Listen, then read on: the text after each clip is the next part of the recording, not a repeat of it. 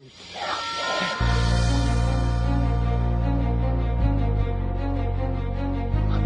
out, man. You can't handle the truth.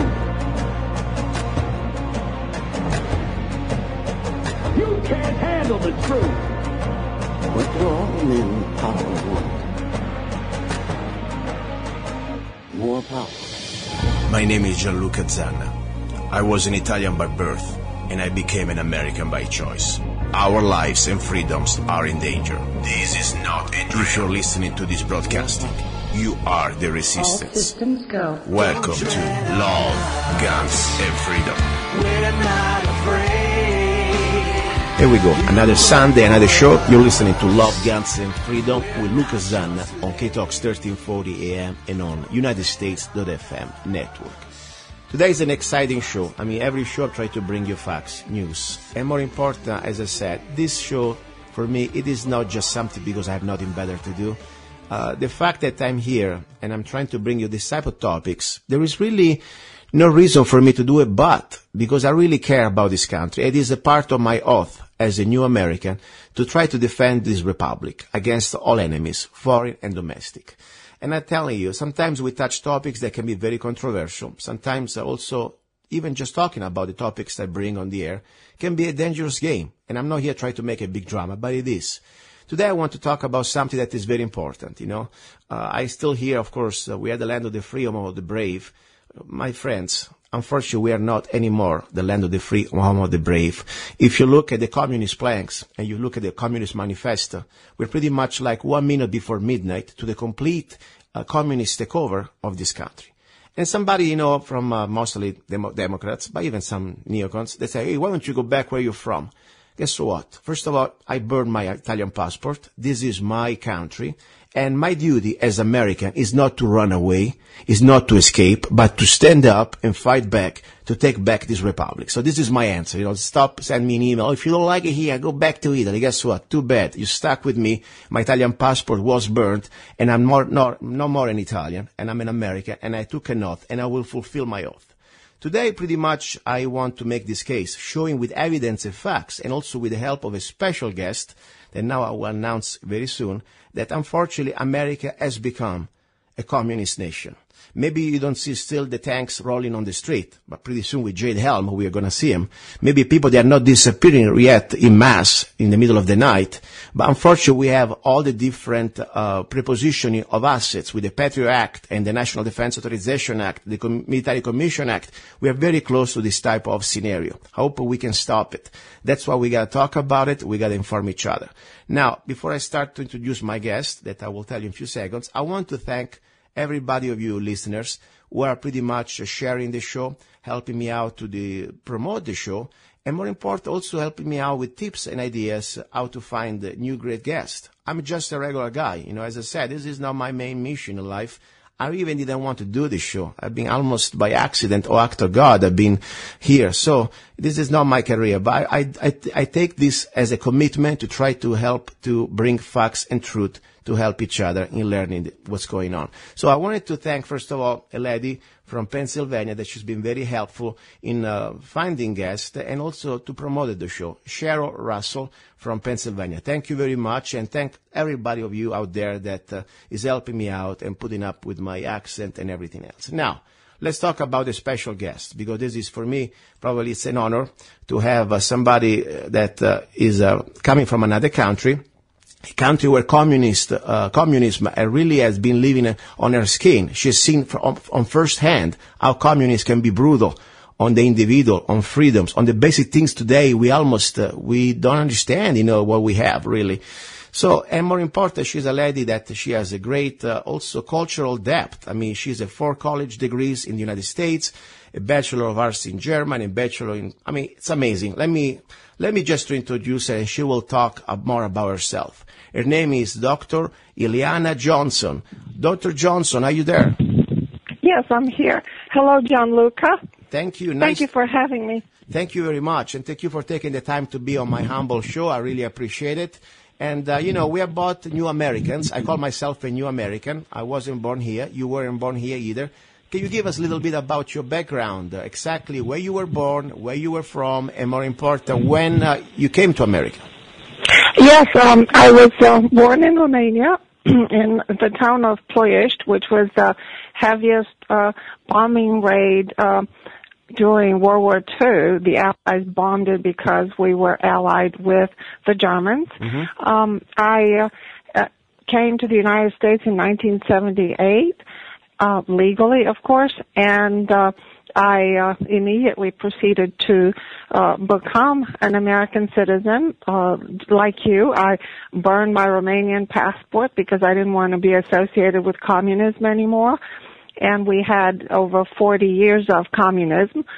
And I started educating myself in this country, and I became a college professor, and I taught for 30 years. Wow. I have retired from that profession, and by the grace of God, I started writing, and my articles and books have become successful. And the next step was being on radio, because I felt that as an American by choice, it was my duty to educate my fellow countrymen to the evils of communism. Why would I do that? Because as a college professor, I have seen 30 years of indoctrination by college professors of our young Americans into the wonders of communism. And of course, these young men and women believe that fully. Perfect. And so that's why I am now here on your show. Perfect. Thank you. And I would like to ask you exactly how old you were when you left Romania to come to America. How old you were at the time? I was about 19 and a half, almost 20 years old. Wow. Just old enough that I had taken 2 years of college in Romania. Wow. So you were pretty much in, you could understand everything. You were a grown-up woman already. You've seen absolutely. You've seen on first-hand the brutality, exactly what is the reality of communism or living under real communism, because you weren't living in Romania of today, that I think has changed a lot. I've never been there, but you can tell me now the difference. But the point at the time was under the full power of Mr. Ceausescu, right? Correct. It was. Yes. And as a matter of fact, my daddy died a few months before Ceausescu was executed on Christmas in 1989. Oh, my God. I'm so sorry to hear that. Listen, this is the point of the show, listeners. This is not something to entertain you, to make you fuzzy. You can get a bag of popcorn and enjoy. This is real life. And more important, I would like to address this to all the people that have been brainwashed, and maybe you have still a little bit of decency or brain to understand what's going on here. Just because you think it's cool to wear a Mao Zedong T-shirt or to have a little bit of hat like Che Guevara, wake up, idiots, wake up. How many millions of people died under communism, Mrs. Johnson? I mean, I'm sure you have an idea. In my book, I have more than 150 million people died just this century under communism. Do you agree with that? Yes, I agree. There are over 100 million people who were victims of communism, yes. And the point is this, let's start from the philosophical point of view, because people think, oh, it's cool. Even these, I see sometimes these Hollywood actors that they have millions of dollars in their bank account and they profess to be communist or socialist or some sort. This is a bunch of hypocrisy. First of all, why communism is pretty much the worst thing could happen to an individual? Because you're a professor, I can articulate my way, but tell me why it's so dangerous to a human being, to a free human being, why communism is death? I mean, it's our moral, physical, and psychological death. I call it, it's a moral castration, the communism. Why is it so bad for a human being? It really is, because it deprives a human being of the desire to really be productive, of work, of being humane to one another, of creating things, of being an individual, of being free. You live constantly under fear of what you're going to say, and it's not something that we take here lightly, political correctness. If you say something off the cuff, even to your relatives or your next door neighbor, you're going to be reported. It's an entire police state. You live under constant fear, under constant deprivation, lack of food, lack of water, lack of basic necessities, lack of even toilet paper like in Venezuela right now, lack of soap, lack of things that you as Americans take for granted when you walk into a grocery store or a pharmacy. You expect to find the shelves fully stocked, but not so under communism. Why? Because it's a centralized economy run by a bunch of uneducated tyrants who, most of whom have never seen the doors of a college, most of whom have never even graduated from high school. And these people actually make 5-year plans of economic development for the entire population when they have no idea what they're doing. And there was a saying under communism, we pretend to work and they pretend to pay us. So there's no incentive to do anything. You become a dependent slave robot to the communist elites who live in the lap of luxury while the rest of the population starves. And I'm not exaggerating. I remember as a child, 5, 6 years old, being sent to the store and to buy bread and having to wait in line for hours. And oftentimes I'd get to the front of the line and they would run out of bread. Or I would go with my mom every day and stand in line, and each of us would stand in a different line just so we could have a meal for that evening. I came back from school every day. Nobody fed us 2 meals a day in school or bussed us. I came home and there was nothing to eat. I would have to wait until my mom got home from work, hoping that she would bring something that could be cooked so we could have supper. Exactly. And this is, it's a culture of worse than welfare dependency. It's a culture of enslavement of the human spirit. And also, tell me if you agree with my statement. It is pretty much the negation of the individual. Besides these, of course, very important practical things that the free market allows you to have, from the basic, from toilet to food and prices that pretty much created by free market. Communism is a failure in this economic system, but also morally and also as spiritually, it's the negation of the individual. That's why it's so important. Let me explain something. I want to be sure about something. We can have things we agree to disagree. That's fine. But if you're a communist, you are my enemy. And I tell you right now, I am your worst enemy. And I tell you why. People say, oh, you don't agree to disagree. Guess what? No, I do not agree to disagree on something that you want to use the coercion of the government to make me a slave. And I will defend myself in every way I can. That's why I draw the line. When I see communist little punks on the streets, first of all, I try to avoid them. But the point is, these people, not just because now they don't have a gun in their hand, they are for me the enemies, because the moment that they really are so brainwashed and they will be part of this takeover, they will be the people that they will try to put us in the camps. They will the people, as you said, part of the central committee in your area, they pretty much will report you to the local Stasi, and they'll deprive you of your freedom, of your property. That's why where I draw a line, I don't make some sort of a dramatic statement. I say, again, if you're a communist, you're my worst enemy, and I will be your worst enemy. And this is not about different political differences. This is about my survival for my freedom and for the next generation of us. That's why it's so important, Professor Johnson. Communist for me is pretty much saying that the state is the new God. And we must submit to the state. We have no more rights as individuals. We have no more property rights, correct? You didn't own a house, did you? No.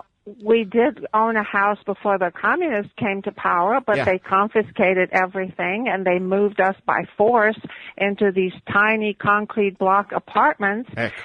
And if they couldn't build them fast enough, then they moved other families in our house with us until the apartments were ready, and we had to share a bathroom, we had to share a kitchen, and it was very, very crowded. They confiscated everything we owned. It was called social engineering, and it is going to happen, and it is happening to a certain degree in this country.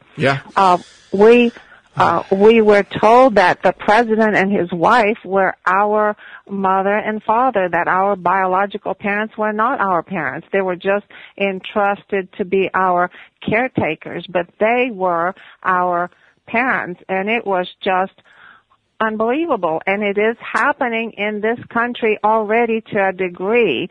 This cult of personality is going on already in this country. Now, I would like to start to make the case because people still believe, oh, you are just exaggerating. America is still America. After all, you're on the air, you're free to talk. And I want to make a case with facts. First of all, our economic system is being transformed, and not just under Obama. Guys, I'm not here a Republican. I'm not a Democrat. I bash both parties. Both parties, they're working for these globalists. First of all, let's look at the creation of these communists. Because during the Bolshevik Revolution, I'm sure you are aware, the communist revolution, it could not happen or could not survive if it did not have the help of the international bankers from New York and from London. So there is a plan behind. Communism, it wasn't just created by a filthy pig called Karl Marx that he could even wash his hair and he had nothing better to do than write a book. It was founded by the bankers. And why? Because the idea of the elite is to destroy the middle class, is to destroy the competition. What government does, what the communist does, it destroys everybody, but it leaves on top the elite. For example, I'm sure like even in Romania, like in Russia, like in China, in Russia there is the Politburo. Everybody's broke, everybody's hungry, but the elite class of the politicians in the Politburo, they have everything. They have private cars, they have apartments, they have jets. Am I right or wrong?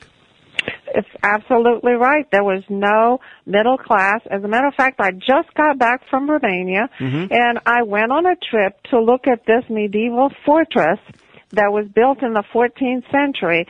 And when I got there, I was absolutely shocked because it had served during the entire communist regime as a prison. And over 4,000 people have been kind of cycled through this just one tiny prison. And Wow. there were hundreds and thousands of such prisons on the territory of Romania. And they put in this prison anybody from a general to a peasant who had a little bit of land. And, of course, the emphasis was what we call now the white privilege. In other words, they must have stolen this land from somebody, and therefore it must be confiscated by the Communist Party. And these people were kept in such horrid conditions in the basement in 2 feet of water without sunlight, and of course a lot of them have died, and a lot of them were executed in the courtyard or they were hanged. And they have done nothing other than being entrepreneurs or having said something that politically disagreed with the regime. I'm here right now on your website, and I invite everybody to see with your own eyes. Go to, please. I will post, by the way, if you go to today's page on lovegunsfreedom.com, on today's page of today's show, I will post a permanent link of Professor Ileana Johnson. And the website is called ileanajohnson.com. And I'll spell it for you, ILEANA Johnson.com. And there is a blog, of course, and there are photos of this nightmare prison, a concentration camp, whatever you want to call it. People die. I can feel the pain and the fear. I mean, this is so sad. Think about it. So every kid out there that on the street in front of the university, play around, trying to be the next Che Guevara, or you got your leader hat like Mao Zedong, or you got your leader Communist Manifesto, wake up, idiots, because you never really felt and tasted this type of evil. And if you really enjoy evil, then guess what? You deserve to be smashed. Because I will not tolerate, and I tell you something, I'm a very peaceful man, Ileana. I do not advocate violence, but I tell you, I draw a line. I draw a line where this country and myself and my family, we must draw, in my opinion. When there is somebody trying to harm you, is trying to steal what you've done, what you created, think about yourself. You just tell me, I can envision you, young woman, young girl, you have your family home, your father worked so hard to put it together, and now the thugs, they come there just because they got guns. They pretty much can tell you everybody's out, and now this is ours, belongs to the state. This is something that cannot happen unless they take all your guns. And this is part of the model. You ever watch the movie Dr. Zhivago from I think it was the 50s? Dr. Zhivago? Yes, I have. I mean, that's, for me, I can envision that. Is this something that far from reality, that video, that movie? That's exactly how it happened in many, many places around Eastern Europe, yes. And as a matter of fact, they send Bolsheviks, apparatchiks, from Moscow to train the future Bolsheviks in all these other satellite Eastern European countries so that they would know how to treat the population, how to frighten them, how to make them obey to their rules, and if they objected, to shoot them on sight. And the first communist president of Romania, I found quotes of him saying, well, we're going to confiscate their land, we're going to confiscate their equipment, and maybe pay them scrap metal value, and if they object at all, shoot them on sight. Exactly, and that's why every regime, doesn't matter if it's on the right, by the way, there's no really difference, because when people think, oh, the Nazis, they are right. No, it's National Socialist Party of workers, okay? So they all pretty much the same idea of centralized government and the redistribution and control from the government. So even the Nazi, they are not different from the communists, okay? It's still a National Socialist Party. The idea is the same. It's a regime. It's the government as the new God, as a centralized government, and the completely annihilation of the individual. So my point is this one. The first thing they want, these dictators, this system, tyrannical systems, they want to have a monopoly of power. That's why they work so hard on confiscating or legislating or registering, of course, all starts with registration, all guns from the civilians' hands. That's why it's so important. I say, guys, I do not have a rifle to go hunt. I don't even like to hunt. A rifle for me is the last line of defense to defend my freedom. That's why we must understand this concept. That's why I see now in America what's happening, not just with Obama, but the last 30 years. They try to take our guns because the planners behind, they know that we still have a big body of our population, it's armed.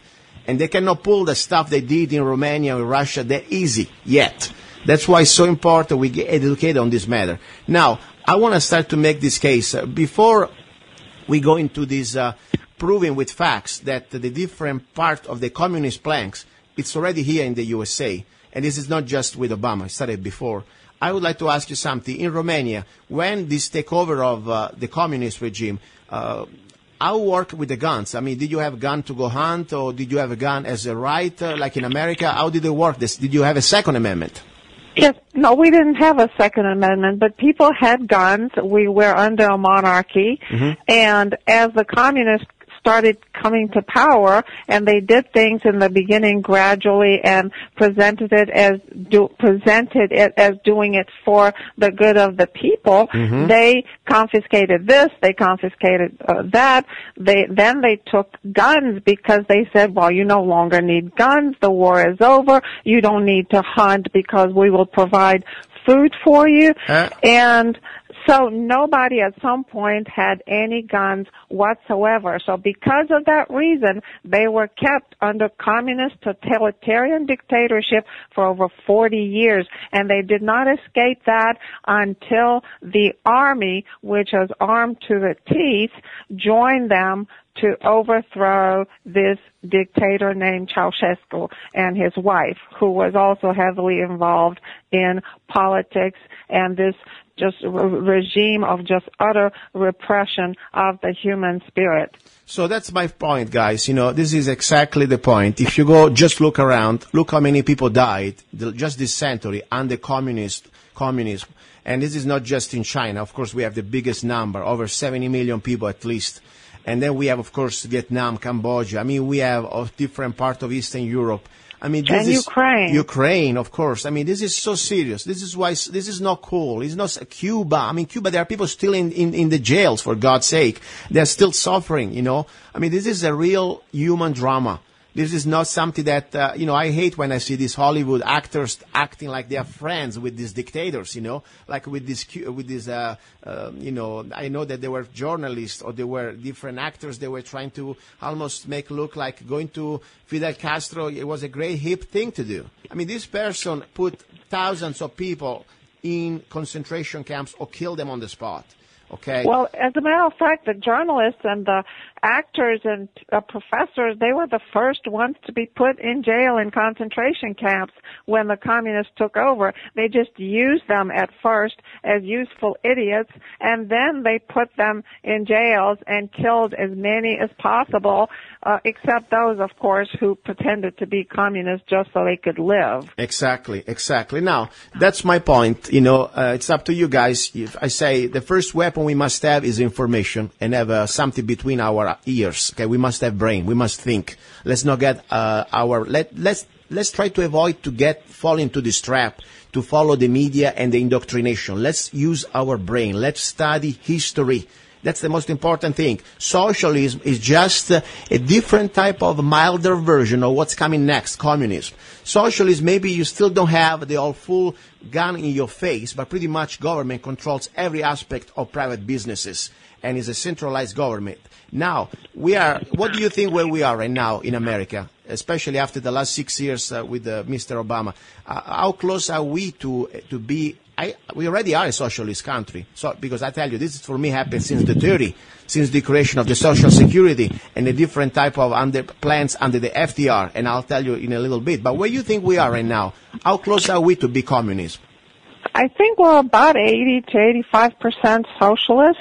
What stands between us and full communism would be nationalization of all the means of production of everybody's private industry and private businesses and property, and confiscation of guns. But everything else is socialist, really. And of course, you'll have to destruct the middle class completely, and we're already pretty much on our way in that direction. Yeah, and this is exactly the point, First of all, let's examine, there is the 10 planks of the Communist Manifesto, okay? I mean, something that everybody I invite to find out and learn about it. There are 10 plans. And Karl Marx pretty much and Friedrich Engels wrote a book, the Communist Manifesto, and they have an agenda. And this agenda you can see now in our life. For example, let's start from something I think very important, abolition of property.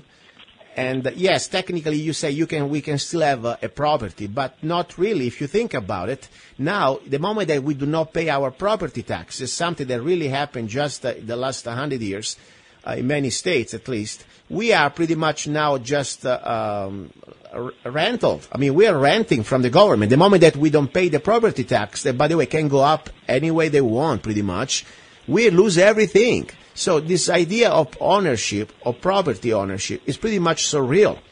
What do you think about that? This is the first plank, abolition of property.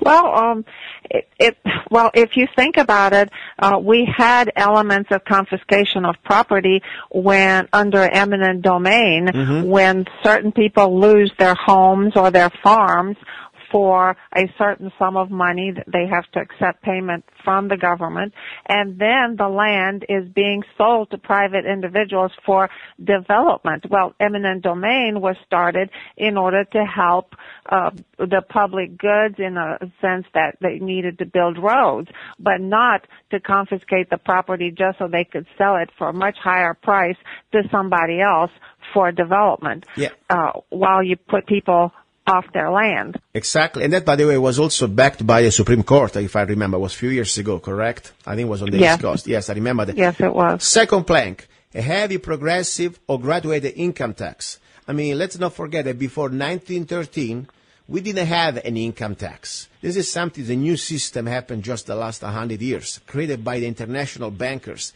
And the idea is pretty much completely against our Constitution. And now our Constitution visualizes the tax. So the income tax bring us back to the time almost of the Middle Ages, where you go out and you go hunt and you come back from the forest of the Lord. And if you got 2 rabbits, one go to the Lord and one goes to you. The difference now that pretty much this income tax, it is just for us middle class on personal income, because the big corporations pretty much they are not paying anything almost. And more important now, you know that this is the way to control the competition. So the income tax was part of the plank of the Communist Manifesto. What do you think about this now in America the last 100 years? Well, I think you're absolutely right. The heavy burden in terms of percentage is on the middle class. It's true that in terms of total sum, the upper income class pays more collectively, but the percentage burden falls on the middle class. And of course, the so-called poor class, they pay no income tax. On the contrary, they receive earned income tax credit. And now we have a new class of people. We have all the illegal aliens who are now receiving earned income credit under the guise of helping them or encouraging them to pay income taxes under TIIN. And, well, very few of them are actually paying taxes other than sales tax, but they are certainly receiving $4.2 billion a year in earned income tax credit. Where does that come from? It comes from us, the middle class taxpayers. And if you look at the corporations, a lot of them have moved elsewhere just to evade the heavy corporate taxation in this country.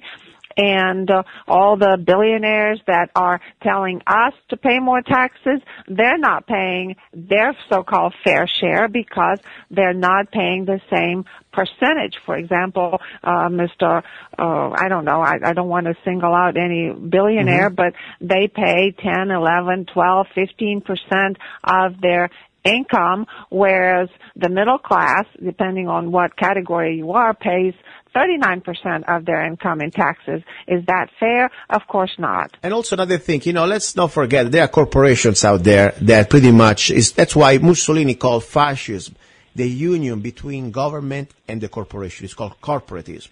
At that point, there are some exempt. For example, General Electric, a couple of years ago, got $50 billion, no income tax, nothing. I mean, the point is corporate tax, no income tax. I'm talking about corporate tax. There are situations that you will see now how all this is pretty much under the government decides who's going to pay and how much. Okay, the law is not for everybody. But more important, let's not forget the idea that of this income tax as a personal income tax, this is completely new to this country.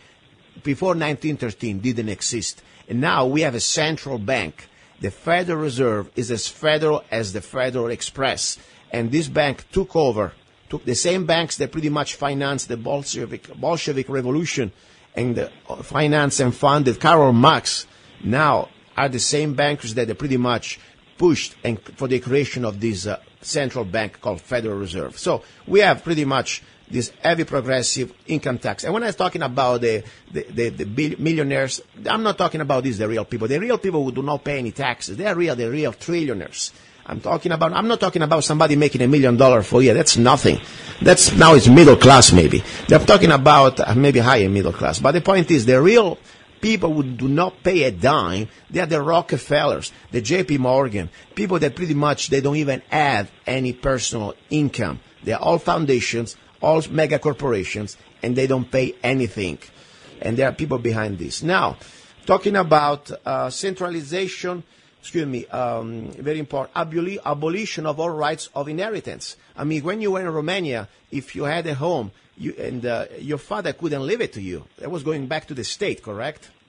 That's correct. After the communists took over, yes. Prior to that, yes, you could inherit the property. Of course, once communism is gone, which, by the way, it's now forbidden to have the Communist Party in existence, but that doesn't mean that the former communists are not in charge of the other parties. They're still in charge and power. Yeah. But now you can reclaim your property. There's a lengthy process through courts, but you can reclaim your property. And if you have to start paying taxes on that property, even retroactively, and a lot of times you don't have that kind of money to repair this property that has been so destroyed, during 40 years or however many years they've had it under control. So yes, now you have it back, but how much is it worth, and do you have the money to reestablish it to its former glory? And oftentimes you don't, and the buildings are literally rotting everywhere. And exactly now what I'm talking about in America, we have the federal estate tax, and they're coming back to these, pretty much it's called like the death tax, So you already been paying taxes all your life, you die, you want to leave something to your son or to your family, and you have to pay another tax. And they may go Correct. back, and the sky is the limit. Today they can say 10%, they can say 50%. I don't know exactly today how much it is, but guess what? They're coming back. I know that they're trying to push it back, right? I mean, this is something that especially the Democratic Party wants so bad. This inheritance tax. I mean, this is so sad, so wrong. So it's happening in America too. This is pretty much another part. Now, centralization of all means of communications and transportation in the hands of the state. You forgot about the confiscation of property. Oh, yeah, please go ahead. Let's talk about that. Yeah, confiscation of property. As I said, if the government decided under communism to label you as a person of interest and they would put you in jail to get rid of you, everything that you own would be confiscated by the communist government and distributed among the communist apparatchiks at the top. They were very, very wealthy, by the way, in gold, jewelry, paintings, buildings, land, et cetera, and money in Swiss banks. Well, is this happening in our country? Yes, it is. We have government seizures or tax liens, Public Law 99-570, which was passed in 1986.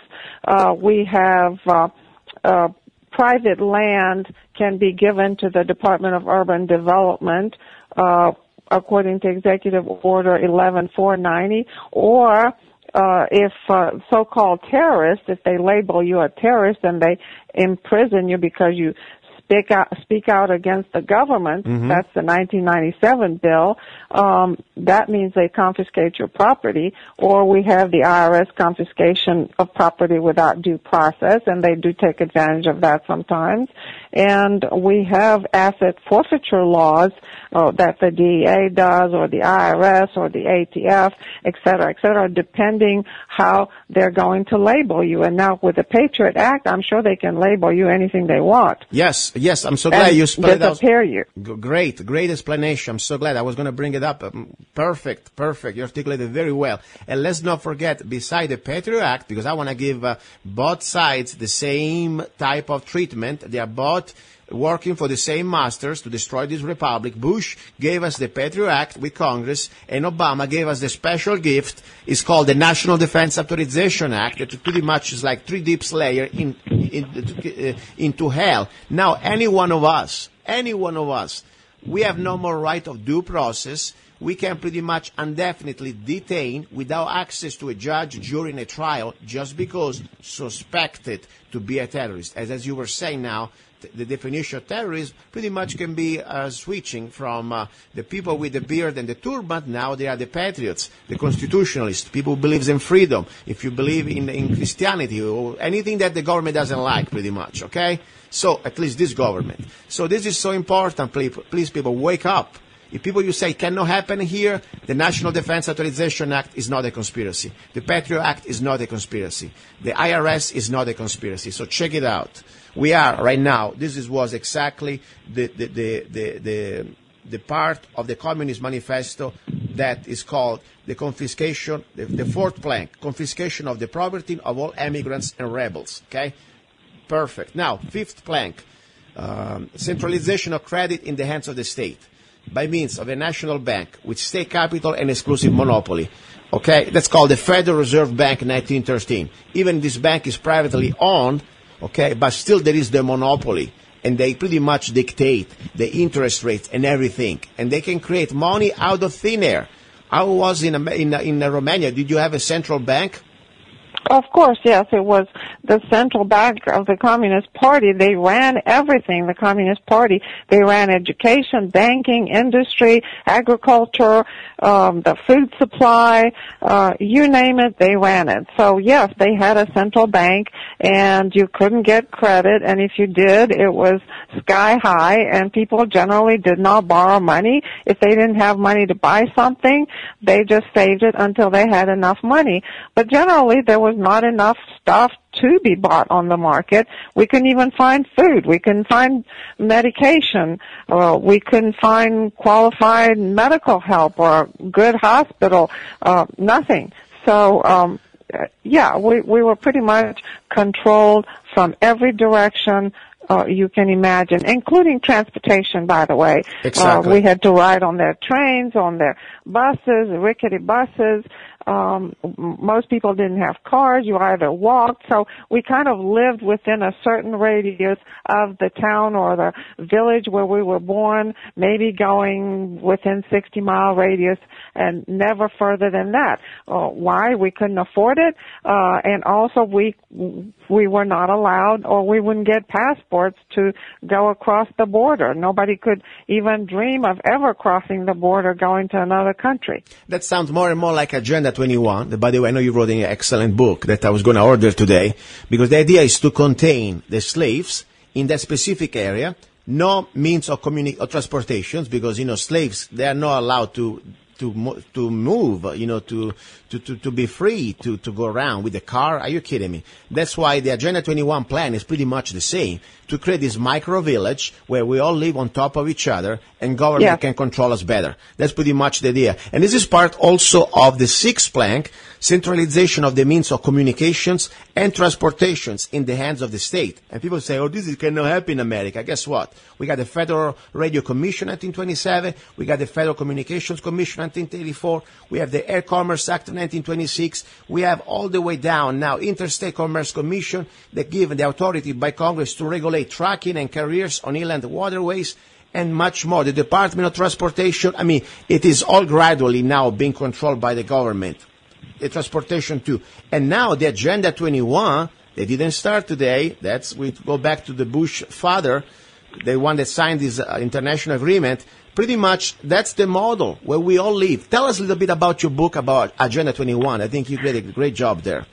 Well, talking about the centralization of communication and transportation, yes, that is part of Agenda 21, and it didn't really started with Bush number one in 1992 when he actually signed us onto Agenda 21, and everybody can Google this document. It's a 40-chapter document. It actually, the work has been in plan probably since the turn of the last century. Yes. So he just kind of sealed it in stone, so to speak, but Right. we did not ratify it through the Senate. So it has been implemented administratively around the country under all these euphemisms such as green growth, sustainable development, eco this, green that.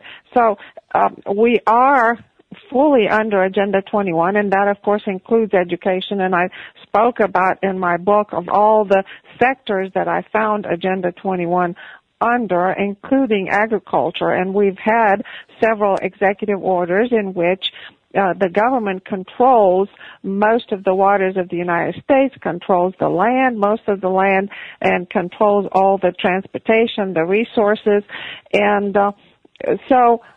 don't you think for a moment that we are not under socialism when the government has so much power to shut off your electricity through all these smart meters and smart grid, yes, and shut off your water and your natural gas?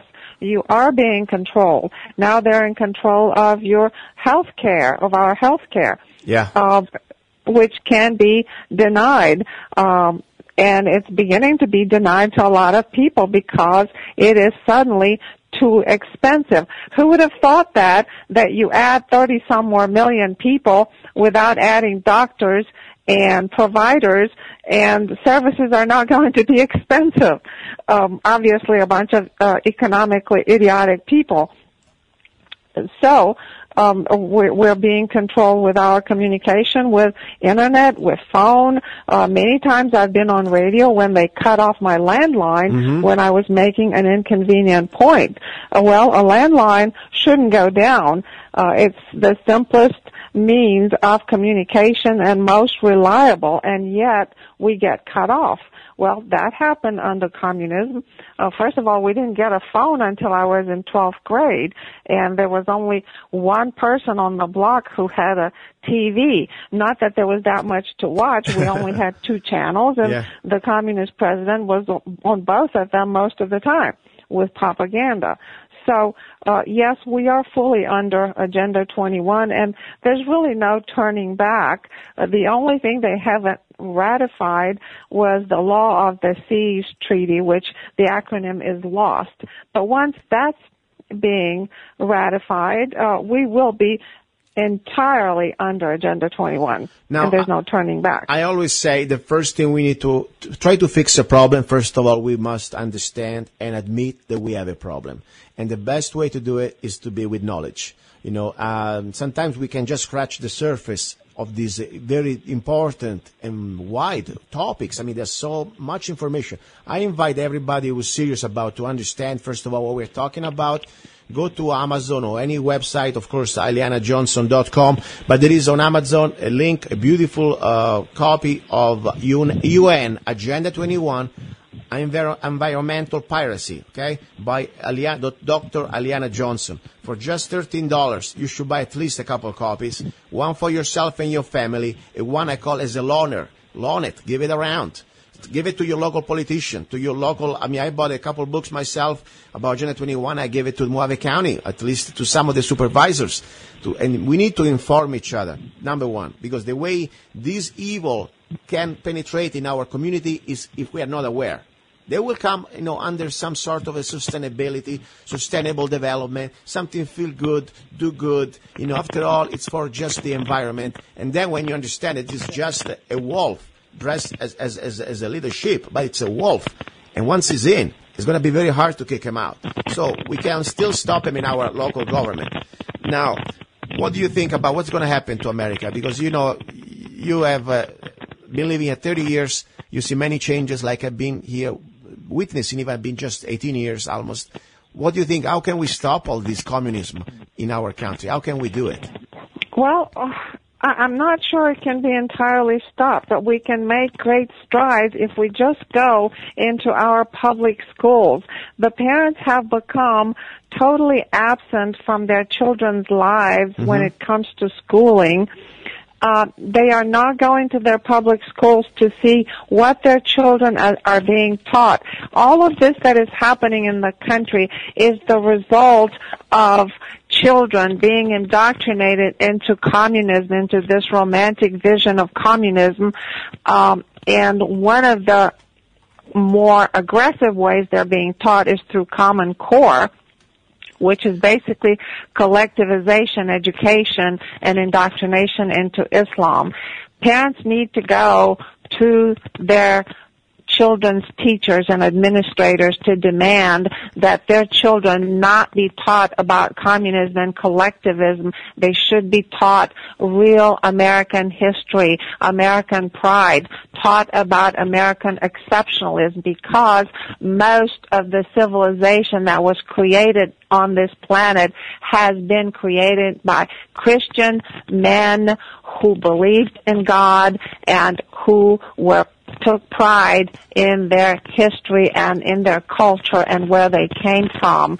All their children are being taught now is about white privilege, racism, bigotry, perverse sexuality, and other things that I cannot even mention on air.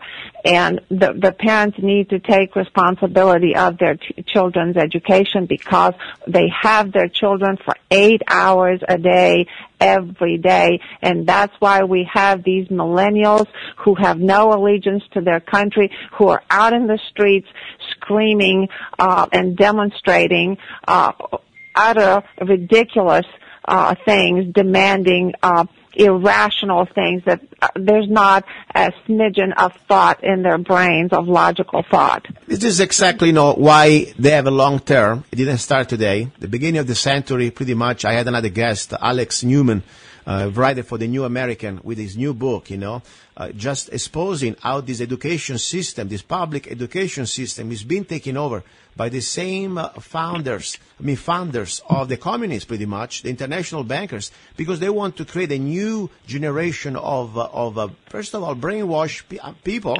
that they just follow orders, and they can pretty much mold them as a new cadres, of militants, Bolsheviks, because they need these numbers. They start to try to brainwash us. We are a democracy. How many presidents the last 30 years said, we are a democracy. We must spread democracy. This is the biggest blasphemy our founding fathers ever said. And that's why it's so dangerous, the word democracy, because it means the dissolution of the principle of the individual. In a republic, I don't care if 99.9% of the people want to vote to take my property. You will not take my property. You will not take my individual rights.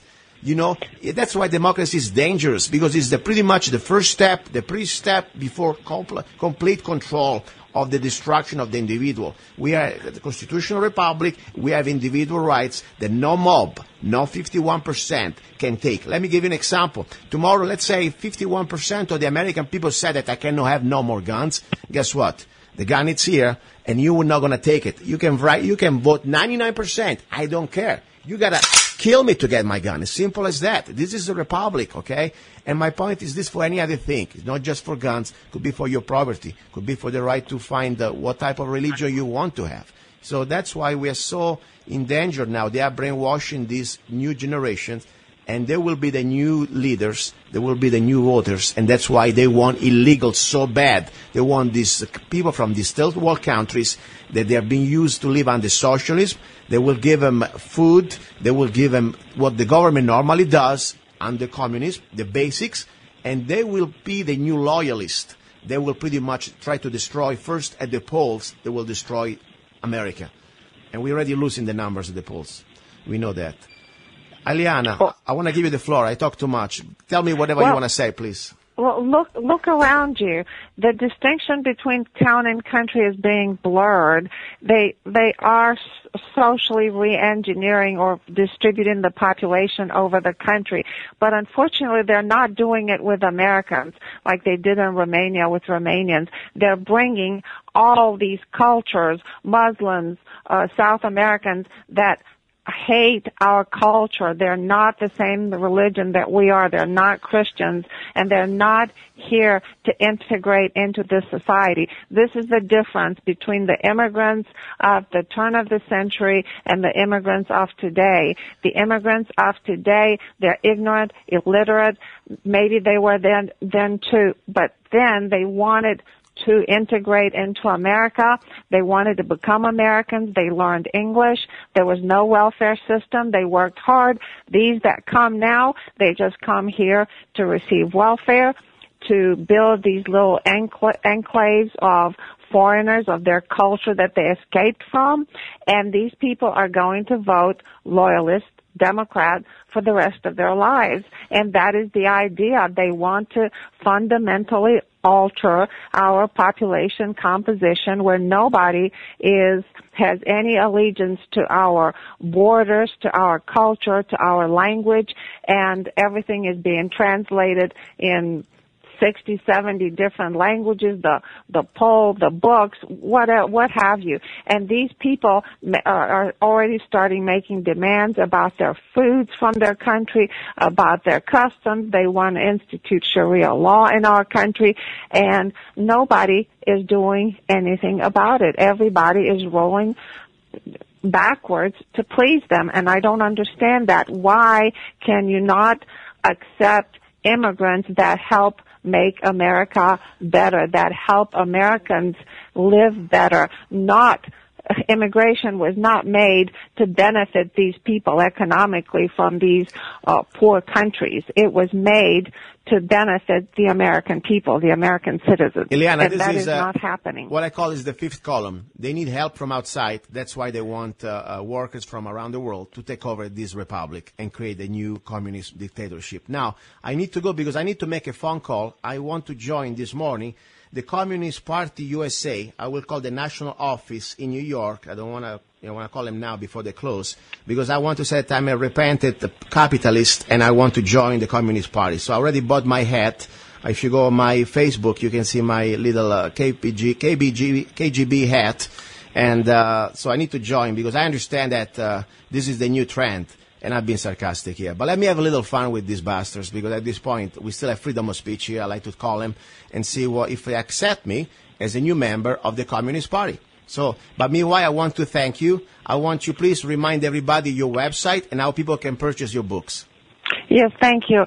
Thank you for having me. My website is ileanajohnson.com, ILEANA Johnson.com.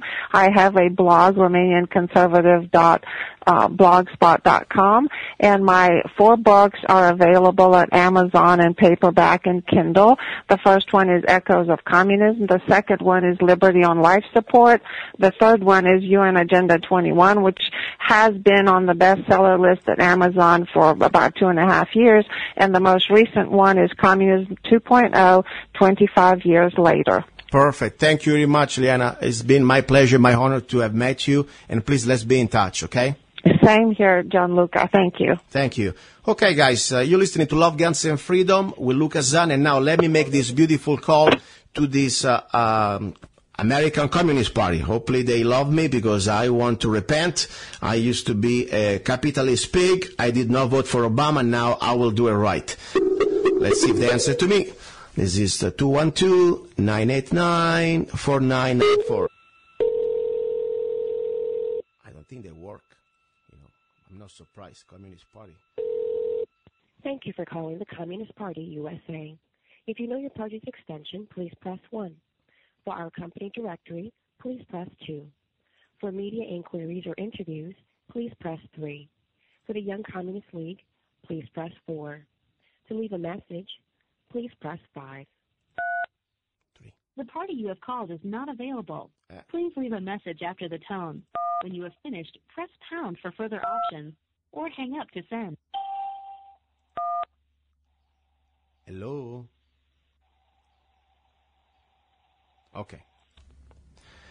Okay, let me call another office. This Communist Party in Arizona, maybe they can help me out, okay? Because in the one on the East Coast, they are pretty much not working.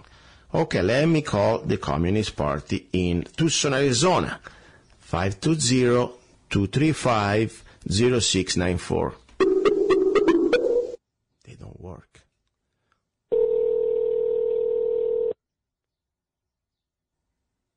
Two 0-2-3-5-0-6-9-4 is not available. Hello? My name is Luca Zanna, and I wanted to join the Communist Party in Arizona. I am repented capitalist pig, and I apologize immensely. I want to vote for Obama, and I know he's going to run again, hopefully next election. And please, how can I join and repent my sin? Please.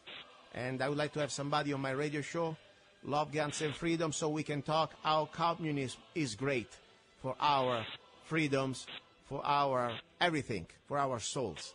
Well, I understand, we don't have a soul. We are atheists, I guess. All right, hope somebody can call me back. Thank you. And I love Mao Zedong. I love Obama. Ciao, ciao. I mean, what the heck?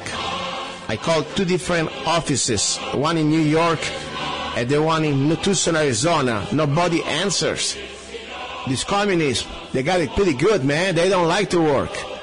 Great. I will try again next time. You're listening to Love, Guns, and Freedom with Luca Zanna.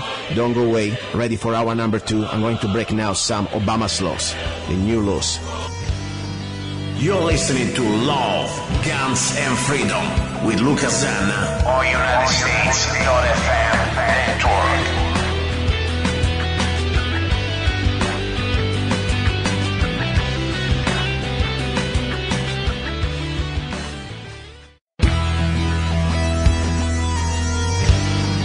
You're listening to Love, Guns, and Freedom with Luca Zanna on United States.FM network.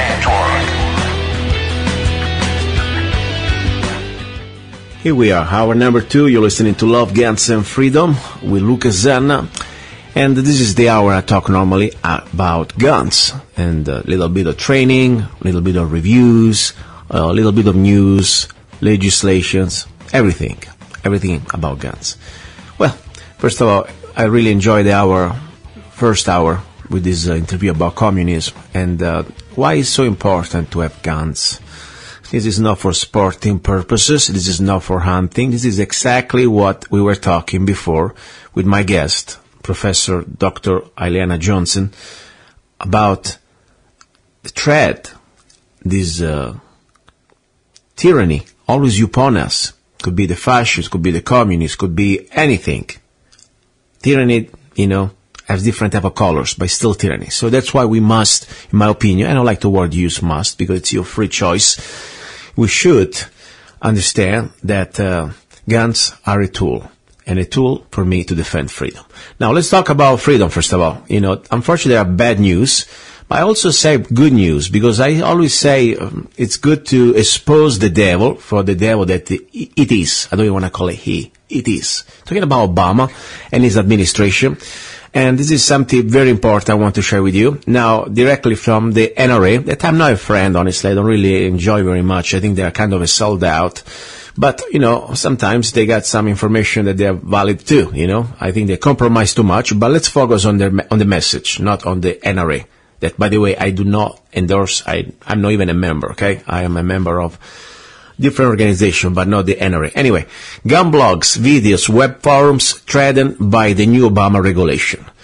Bottom line, now, let's spell it out. Commonly used and unregulated internet discussion and videos about guns and ammunition could be closed down under rules proposed by the State Department, amounting to a gag order on firearm-related speech.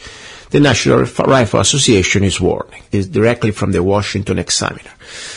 Its updated regulations governing international arms sales state is demanding that anyone who puts technical details about arms and ammo on the web first get the okay from the federal government or face a fine up to $1 million and $20 years in jail. Think about it.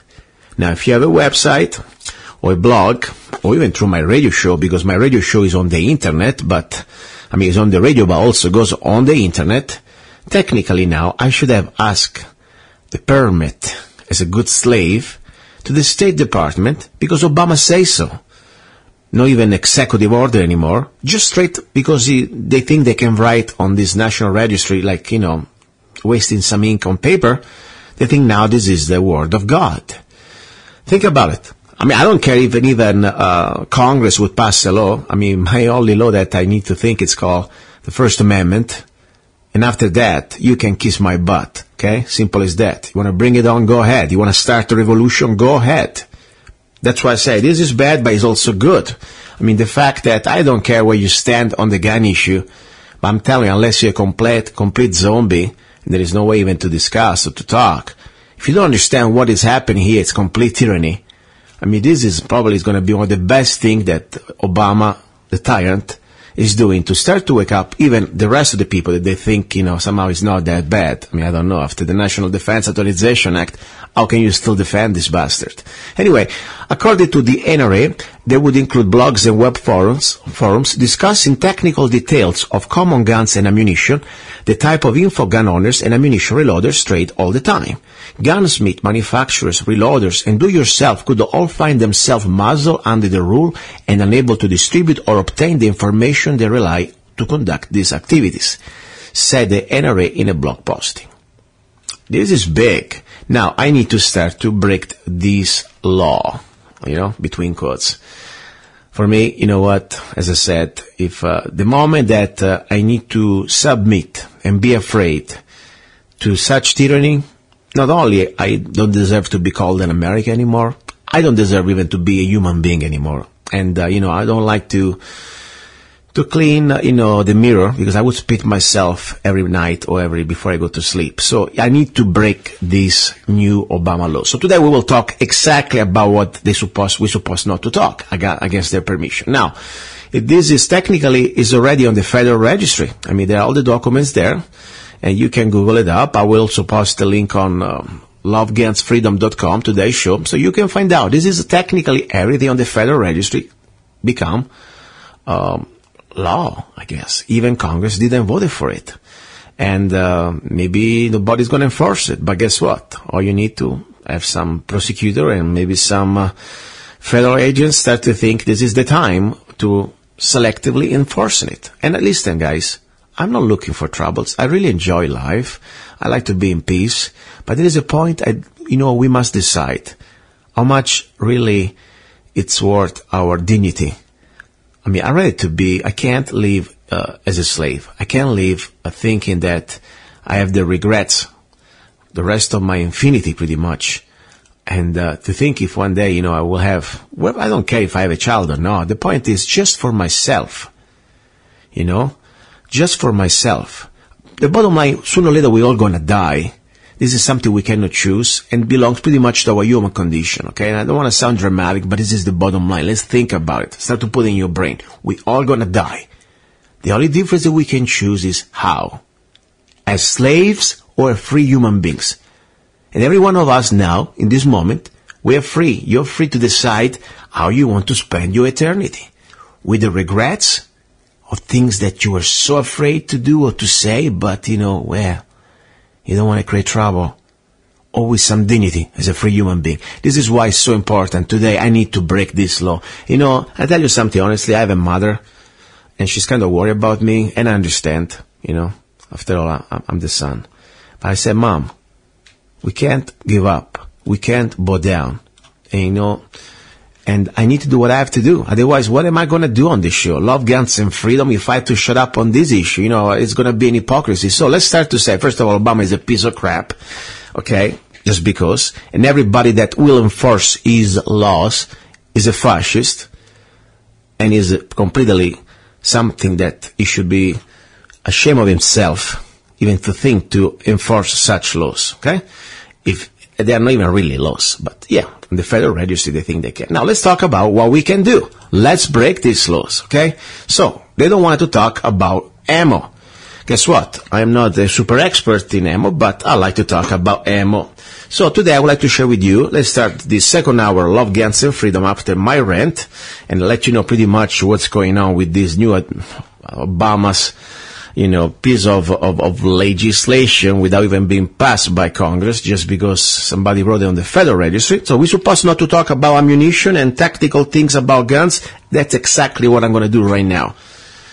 That's fine. So let's first of all, I like always to share with you deals where you can get the best ammo for the best prices, And, normally I like to go online. I like it because I don't like to pay sales taxes. Seriously. I hate to give sales taxes to the cities. Especially some cities don't deserve it. And even somebody they deserve it, guess what? Don't give them too much anyway, so they spend less. Okay? But now, regardless, I found a place that is nothing new. It's called Walmart. That many of you probably you don't like Walmart. And guess what? I don't like it either. I remember Walmart when I came to America about 17 years ago, was pretty much just before, I guess, the founder, Mr. Walt, died. And I remember in this California Walmart, there was a sign at the entrance. Everything is made in America here. I was like, wow, it's pretty cool. Then you realize that when he died, his family, wherever his heirs, pretty much sold out everything to China. So I'm not really crazy about Walmart, but at the same time, I try to think, I don't care now where I have to get my ammunition. Even if I have to get from my enemy, I will get everything I can for the best price. So use Walmart, use the Chinese, use everything you can, get your ammo now for the cheapest price. Now, there are two calibers that I like a lot, and it's 9mm for my handguns, as you know. And then I like the 7.62x51, also 308.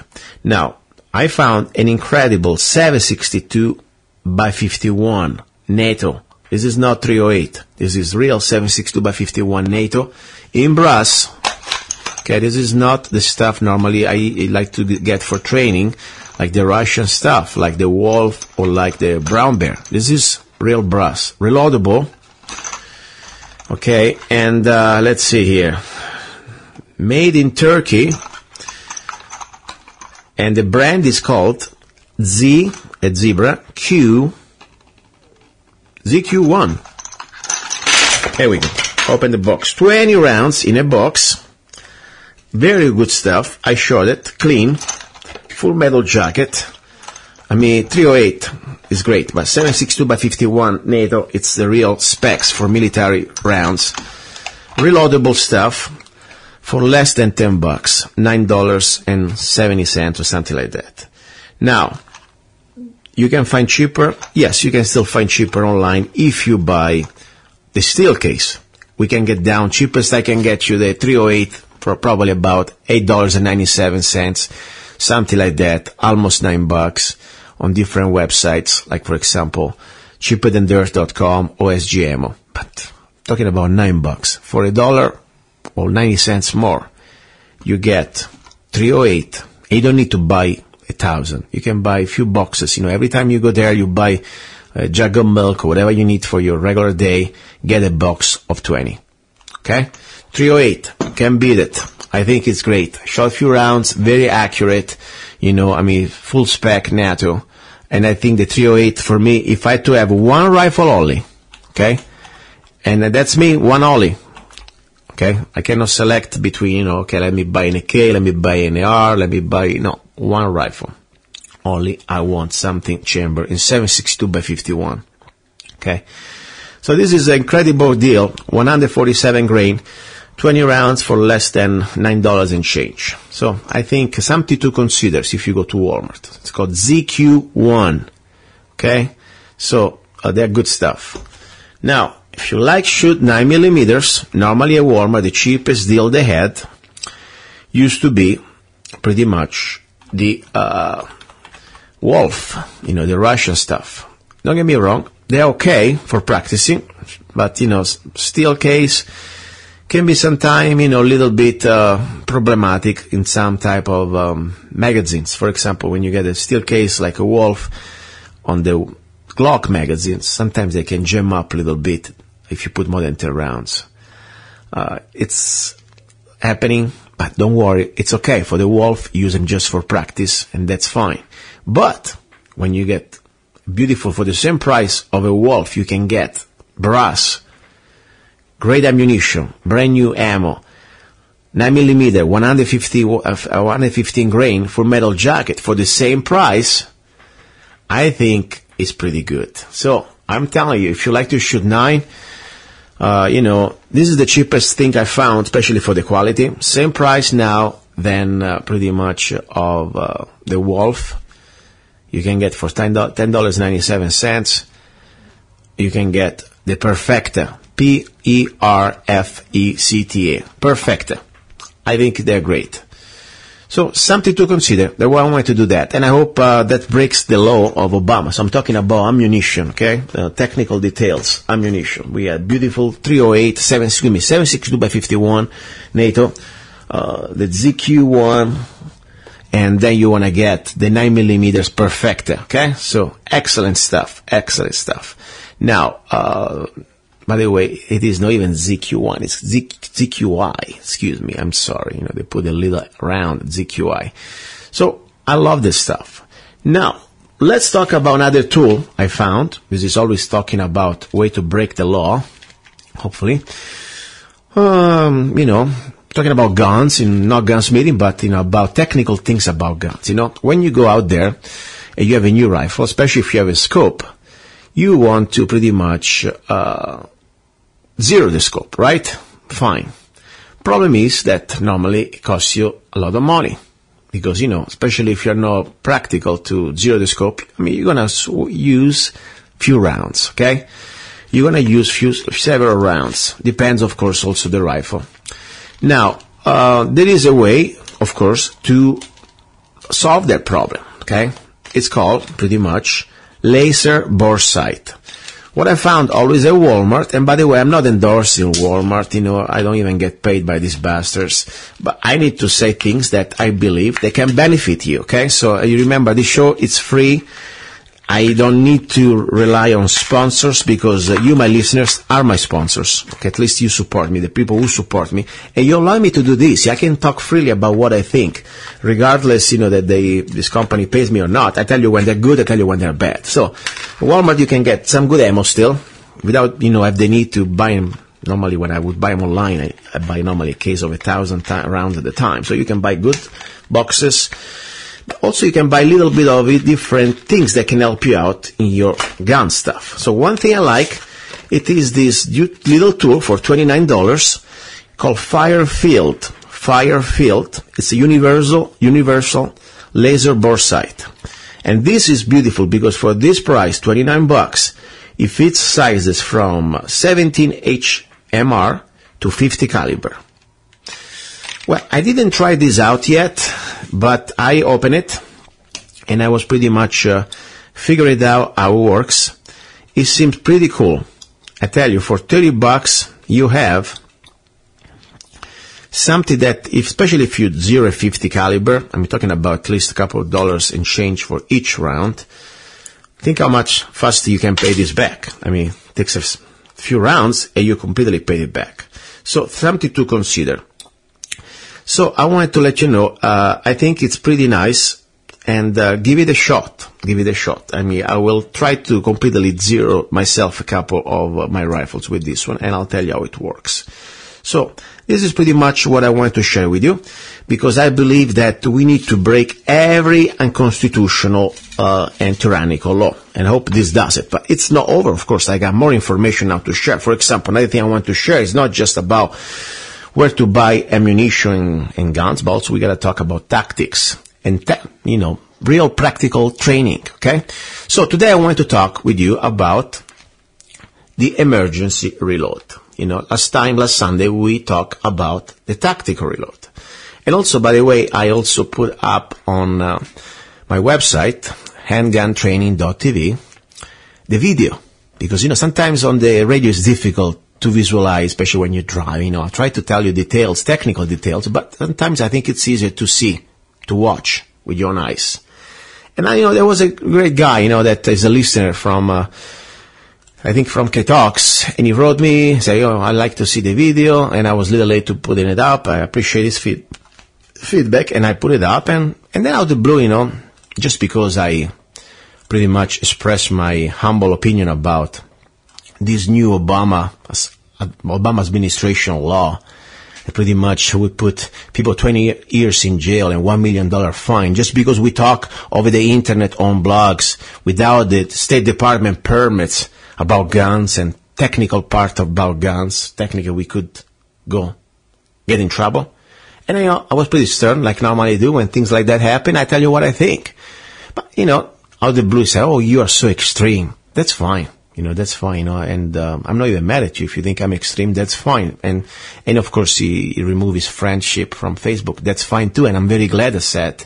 And I also said to any of my Facebook friends who do not agree on my refusal to submit to this latest act of tyranny of Lord Obama, and maybe you may repute my statements to radicals.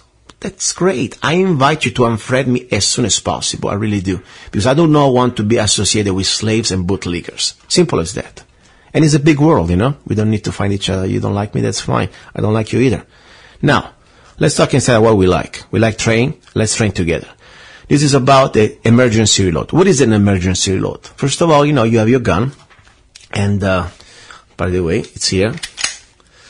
And now what I'm doing, I'm setting this up for the condition of emergency reload. Emergency reload means that you're in the middle of a gunfight, okay? And pretty much you are out of ammo. And that's pretty scary, Think about it. I would say, should have been more careful to try to always have some tactical reload going, but sometimes may happen. Maybe you are really in a big gunfight that there are more than one opponents and, and who knows? Hopefully you are behind cover. That's all I can say. Maybe not. There we go. I'm setting up now my Glock for an emergency reload. So, bottom line, the magazine is empty. The slide is all pretty much locked back. Okay? And you see that the trigger doesn't work anymore. And you understand that there are no more ammo. So how do we perform an emergency reload as fast as we can, and in a way that is also safe, but at the same time is also ergonomics? Well, let me explain to you, share with you my system that is not really my system, but this is the system that pretty much is part of the curriculum that I learned and distinguished graduated at Frontside, Nevada.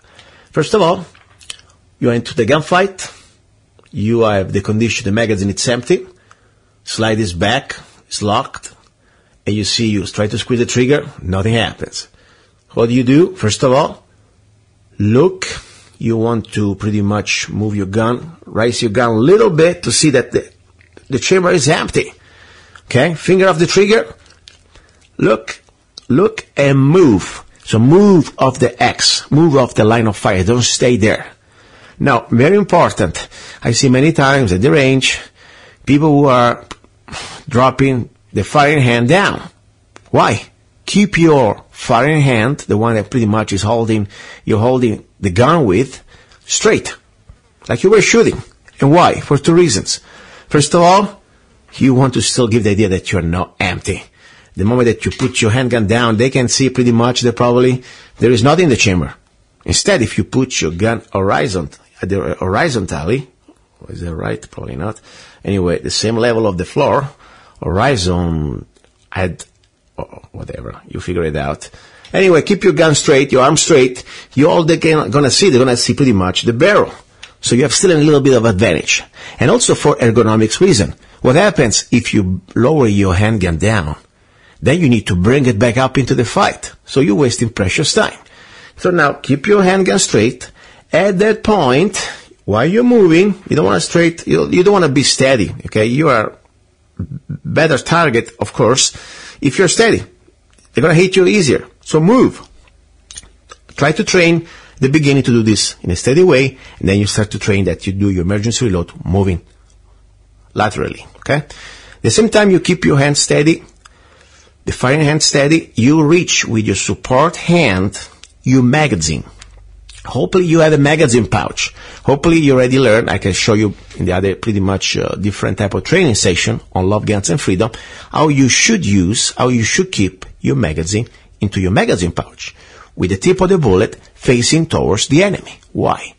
Because you want to be sure that when you will index, that means you will use your support hand to grab this magazine out of your magazine pouch, you will pretty much use the tip of your finger index touching the tip of the bullet.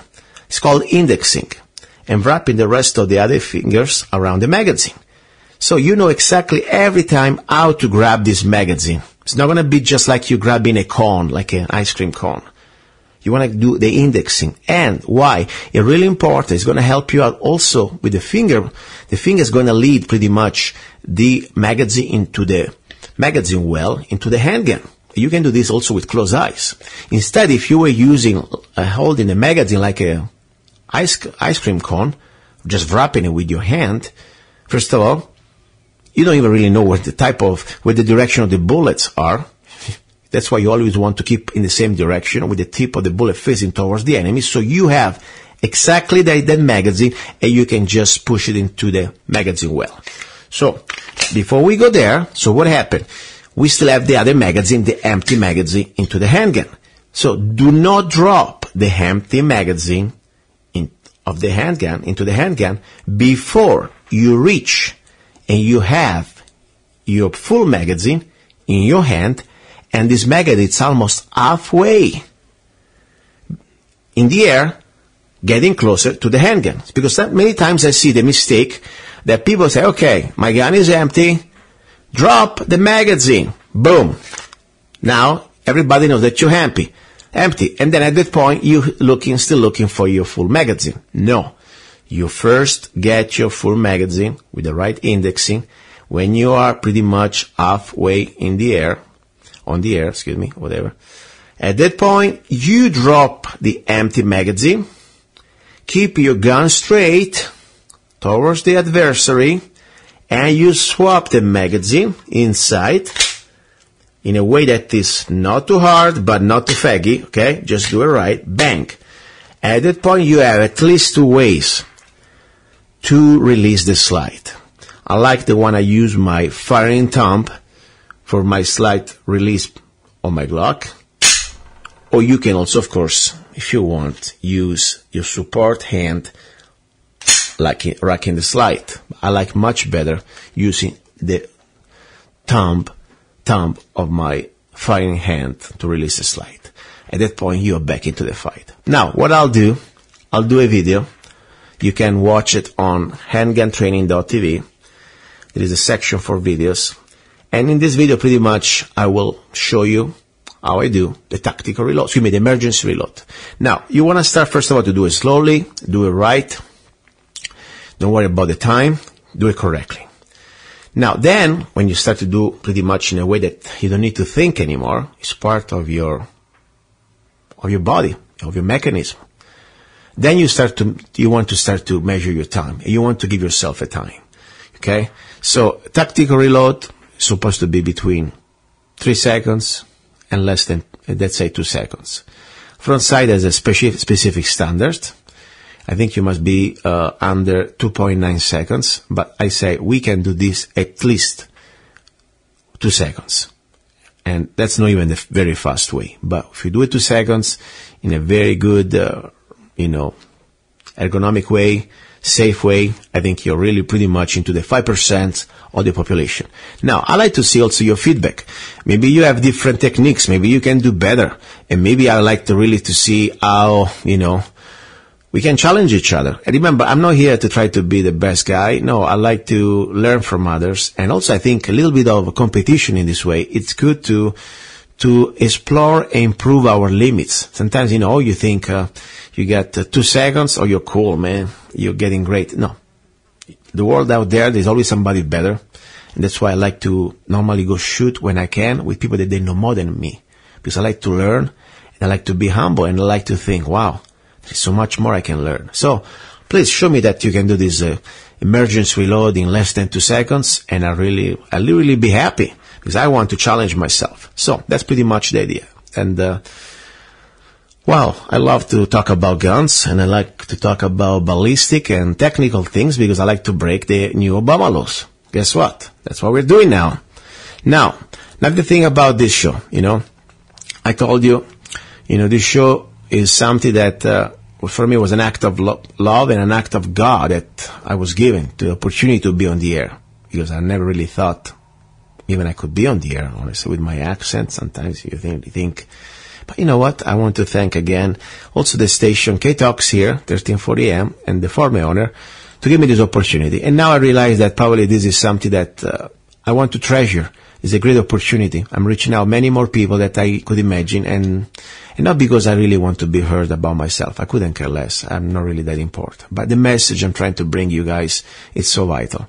If I had a time machine and I see what can happen in our future in this country with our rights, and especially now since we're talking about the Second Amendment right, I really am fearful. And not because I'm afraid, but because I'm fearful for the next generation. I'm fearful for what things can happen. And all the freedoms that we had, they could be part of almost of a history book. I show you, I have a photo of myself that I would like to share with you. I will post it probably today on lovegunsfreedom.com, today's show. Myself in the city of Kingman that I was taken a few years ago, walking with my handgun open carry and my PLS, it's like some sort of AR-15 pistol, on the sling, just in front, I said, no inside, the USPS building, and there is a Kingman, Arizona, USPS, and I said, greeting from Arizona. Think about it. Where really in many other places in the world you can walk around with such weapons without permit, as a law-abiding person, without having a government permit? Of course, sometimes you can get, questioned even by the local police, but you can straight them up because it's legal, it's in our right. That's the bottom line. So I think about in many other parts of the world, this is not only it's illegal, but you're gonna get shot before even you can talk to somebody. So think about, I really want to fight in every way I can to defend this right. Because free human beings at the end do not need to ask for the permit to defend themselves and defend their rights and the republic or their freedom. So that's why Arizona is so unique. If you're a law-abiding person, you don't need to have a permit. It's good to study, it's good to practice, it's a duty also to get the best you can get, but you don't even need any more CCW test, okay? I think it's our moral imperative to learn and to be responsible gun owners, okay? But the government cannot anymore treat us like, for our rights, that like even a Second Amendment, we're supposed to go through a permit. I think this is great. Now, We talk a lot about guns, and that's important. We will talk now more about also guns and news, okay? But we don't talk enough about ourselves. After all, we are the weapon. Think about it. I always say this many times, the gun is just an extension of your will to survive and to be free. The gun is an extension of your body, and more important, is an extension of your brain, because the body, after all, is just a tool. Your brain is the weapon. So think about it. But we need the body to support our actions. So, and it's true, the handgun, it's a great equalizer. You can give a handgun to a very old person, underweight person, or, let's say 100 pounds lady, even against a 300 pounds, brute. Still, you have an equalization here. The gun can equalize. But I always say, it is good also to think that we need to take care of ourselves and our bodies, Because if we do not take care of ourselves, I think it will really lose a big part of the equation. You can also function much better as a gun owner, perform better as a gun owner, if your body is in top shape. And I'm not talking about here going to the gym and work out every day, or, look at yourself in the mirror, how hot you are and what type of deltoids you have or biceps you have. No, this is not what I do. Honestly, I don't even train very much. I like to jog. I like to do practical things. I like to do things normally would be in the real world, For example, the first thing we all us should do, and this is, people say, what are you talking about? You're talking about guns. It's part of guns, especially if you're into a militia and you don't even have energy or stamina or enough oxygen to go from your couch to the fridge, and you're going to have some sort of palpitation after you do this 3 times during the movie breaks. I mean, what are you talking about? You think just because you have an AR-15 with a rig in your bedroom sitting there, now you are a warrior? And guys, don't get me wrong, I am not a warrior. I'm just a regular guy, but I have some logic. And I really believe that I'm just using common sense here.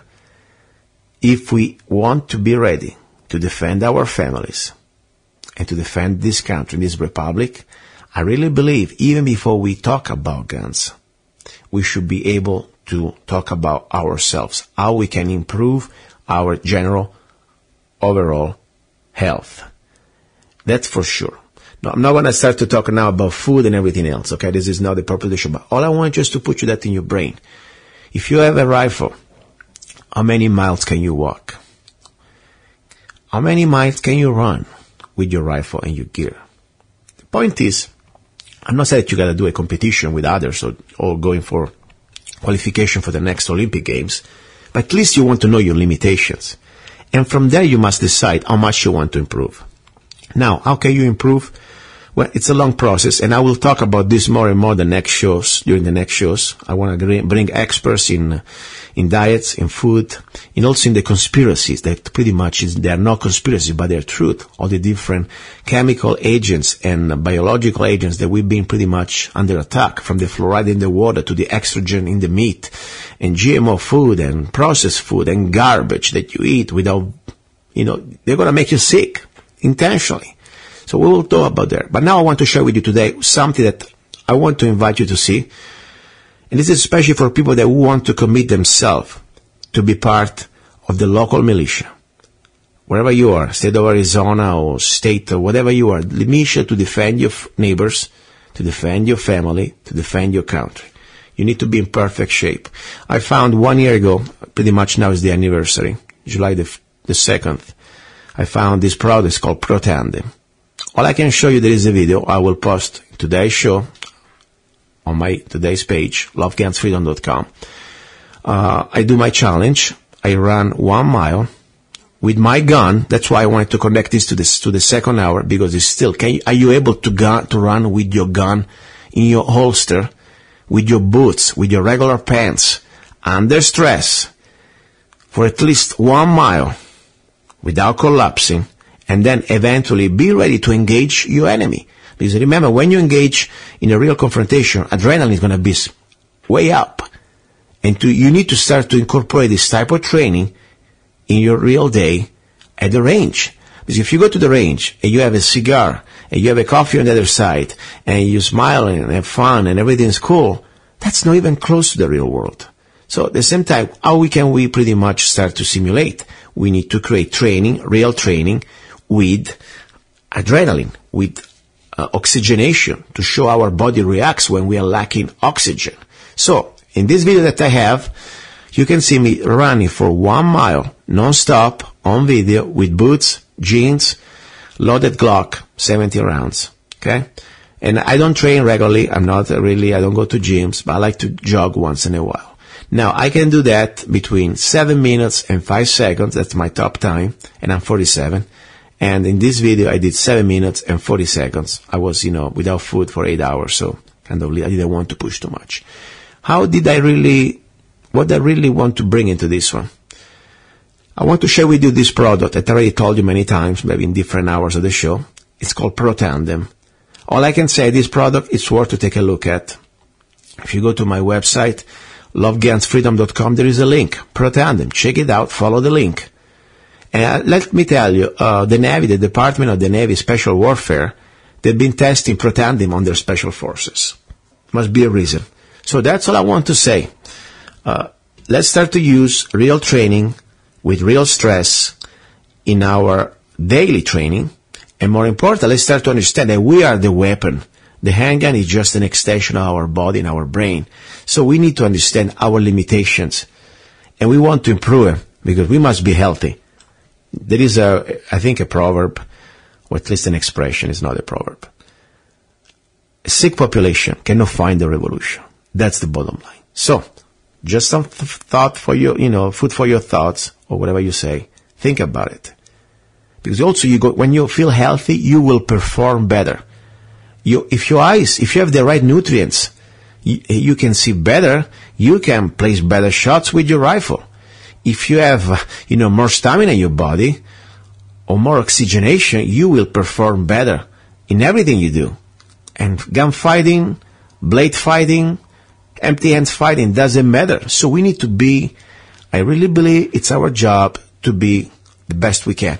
And I really want to do probably, maybe even next show, I don't know, I want to do a full hour analyzing all the different aspects of how really we can improve our body health, body's health, and it's just not because we want to be healthy. Of course, I like to be healthy. Stay away from doctors. I think it's a gift, okay? But also because you want to be more efficient. As if you really believe that you want to commit yourself in defending freedom, defending your family, you can be sick and going around, at the way that you can even get up from the bed, So we need to be strong. This nation, I really believe, we need to start to understand that there are a lot of evil forces around the world that would like to take over this nation. And unfortunately, the last 50 years, because of our decadence and our, of course, indoctrination in the public schools and all the different type of psychological attacks and the television and the food, we lost the best we could be. Look the average kid at the high school during the 50s. They used to be athletes. They used to be training. There are some videos out there, completely different type of fiber. Now you see the average kid coming out of high school.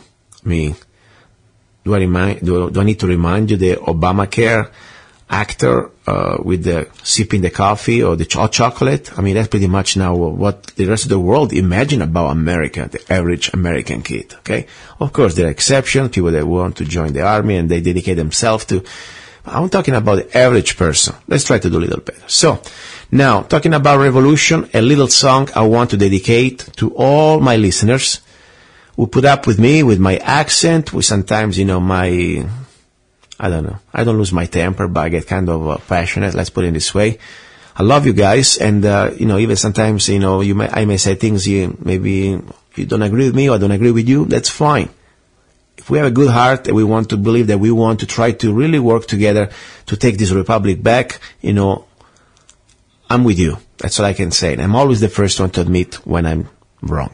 Now, let's go with this song, Revolution, music and lyrics by myself. You're listening to Love, Guns, and Freedom. Then, let's go back because we got some more exciting Second Amendment news. And, of course, the final hour is going to be about love. Here we go. Revolution.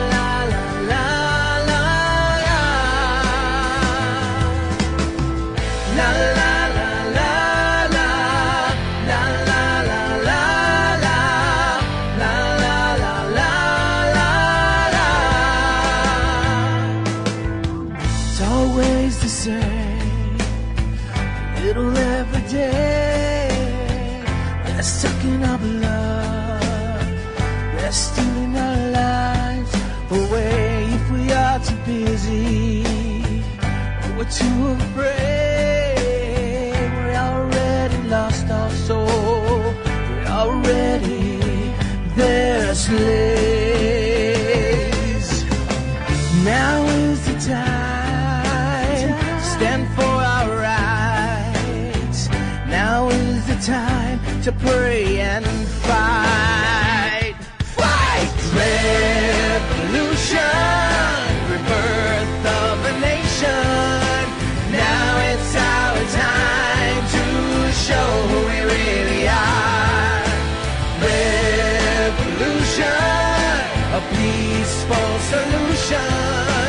But we're not afraid to stand for what is right. The day will come when we'll all be gone. What are we waiting for? Let's live with honor. Let's go. They've pushed our limits. Where's our pride? Are we already dead? Or are we still alive? Look at the mirror, go find your soul. You are the answer now. You go! Revolution, rebirth of a nation. Now it's our time to show who we really are. Revolution, a peaceful solution.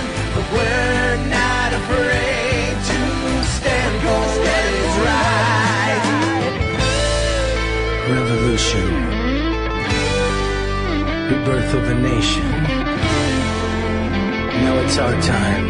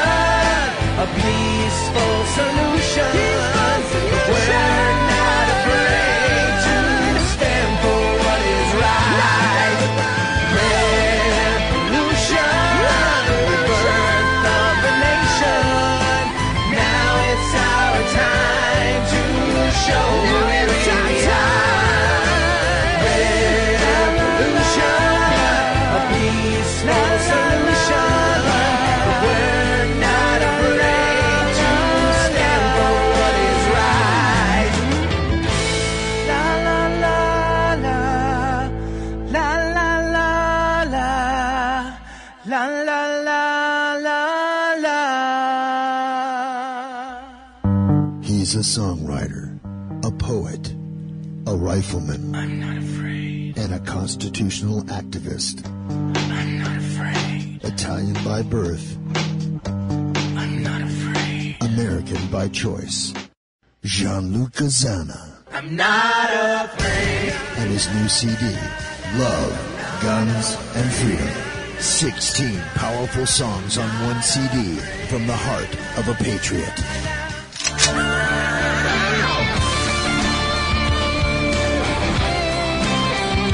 For download or to order the CD, go to www.lovegunsfreedom.com. That's www.lovegunsfreedom.com. Lyrics for your mind, music for your heart. Gianluca Zanna's new CD, Love, guns, and freedom. Okay, that was Revolution, music lyrics by myself, Luca Zanna, and, I really appreciate your help. I said many times, I'm not shy about it. The show is here because people like yourself help.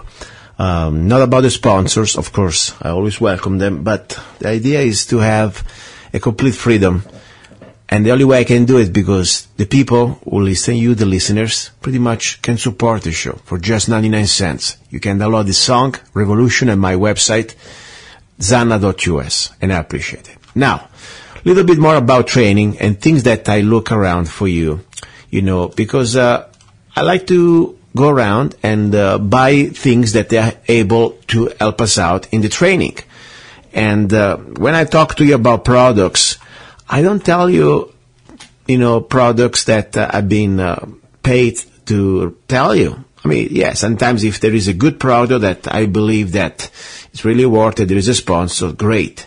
But let me tell you this. I like mostly go out, buy things on my own, and give you the reviews and tell you exactly how things are, okay? Now, one thing that I found out just this week, my birthday is on the way, so I wanted to give myself a little bit of a gift, okay? Sometimes I don't have much time to go to the range, and I always like to find new ways we can do dry practice at home. Normally I use my snap caps, that I love, by the way. And you don't need much, just to even have an empty gun and following the dry practice procedure, a target that you can remove, and you're in business. You can do dry practice. Have a timer, great. But I like to find ways even more reactive, more interactive, that you can pretty much see where you're hitting. Normally when I do a dry practice session, of course, I can always squeeze the trigger once, unless I pretty much, manually cycle the slides again. Otherwise, that's the only limitation. But I can still stop when after I finish shooting. I can see exactly my front sight with the follow through, and I see the front sight where it's going to be. So there is a way that I learned. I found out a new tool, a new handgun, which simulates pretty much real training with a laser. And this is not just some laser that you can add to your gun. By the way, I have, and they're okay. When you squeeze the trigger, there is a little click, and the little click activates the laser. This is from Laser Light. That's fine. That's great. About $70 you can get your little tool. I found this is something a little more expensive, and I thought, let me give it a try. This is called pretty much the SIRT system, SIRT. Okay, and it's a gun. Looks like a Glock, exactly fits in the Glock holster, and I like that. That's why I was pretty excited, because pretty much I wanted to get something that it was for me. I like Glocks, that's what I do. And they also come with magazine, a removable magazine. There are no rounds. This gun is just pretty much a training tool. Okay, there is no any type of functioning part as a handgun. And I like it because the slide is a different color. It can be red or other colors. And the weight is exactly the same of a loaded gun, especially if there are two different versions, okay? There is the Performer that has the polymer slide. It's a little bit light. And then you have the Pro that costs you about $100 more, and there's a steel slide. So I went for the full deal. I wanted to have the SIRT, S-I-R-T, training pistol Pro with a metal slide.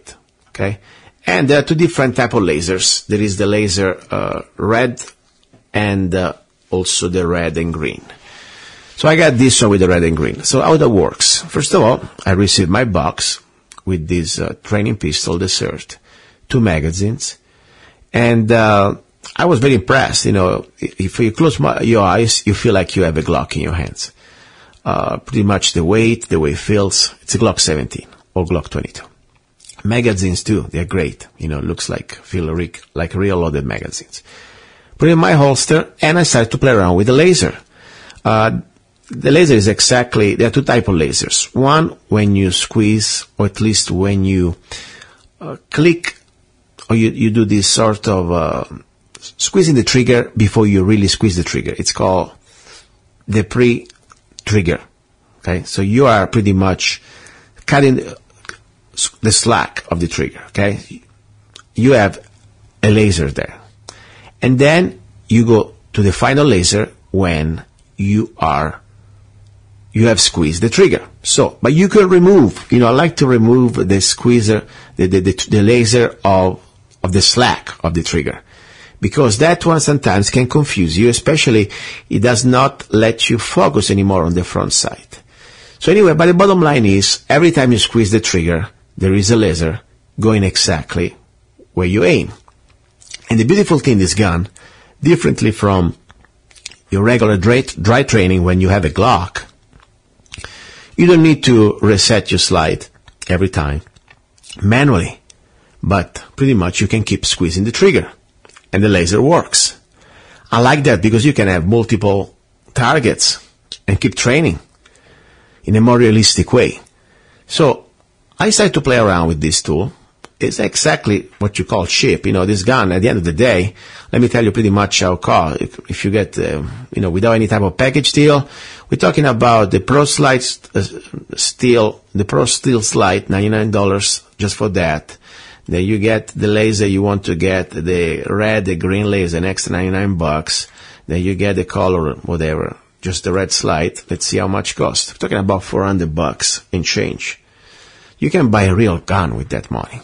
Okay, so it's not cheap. But you can buy even cheaper if there are deals out there, especially combos. But let's say $395 is the pretty much going price, almost $400. Is it worth it? Well, I bought it, wanted to use it, comes with 2 magazines, and I said to myself, if I go to the range and I train, regularly, I can go through easily a couple thousand rounds, and not of course in a day, but in few sessions. And we're talking about $400 there, 1,000 round, even the cheapest stuff, at least is $200 now. So, a couple thousand rounds, and then you have nothing. Instead, think about it. You can train in a realistic way, even in home scenarios, self-defense scenario in the home, safety.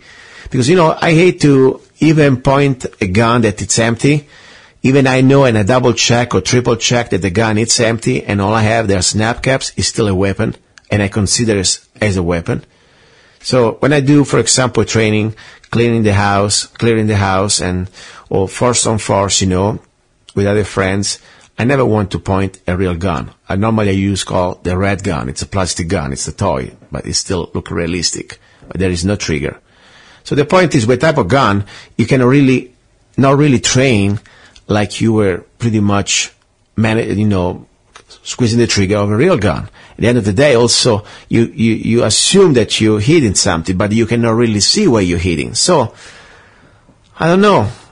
Think about it. You can have something safe that works with 2 lasers. One, when you're cutting the slack, that means you just squeeze the trigger before the trigger clicks, before it really goes off.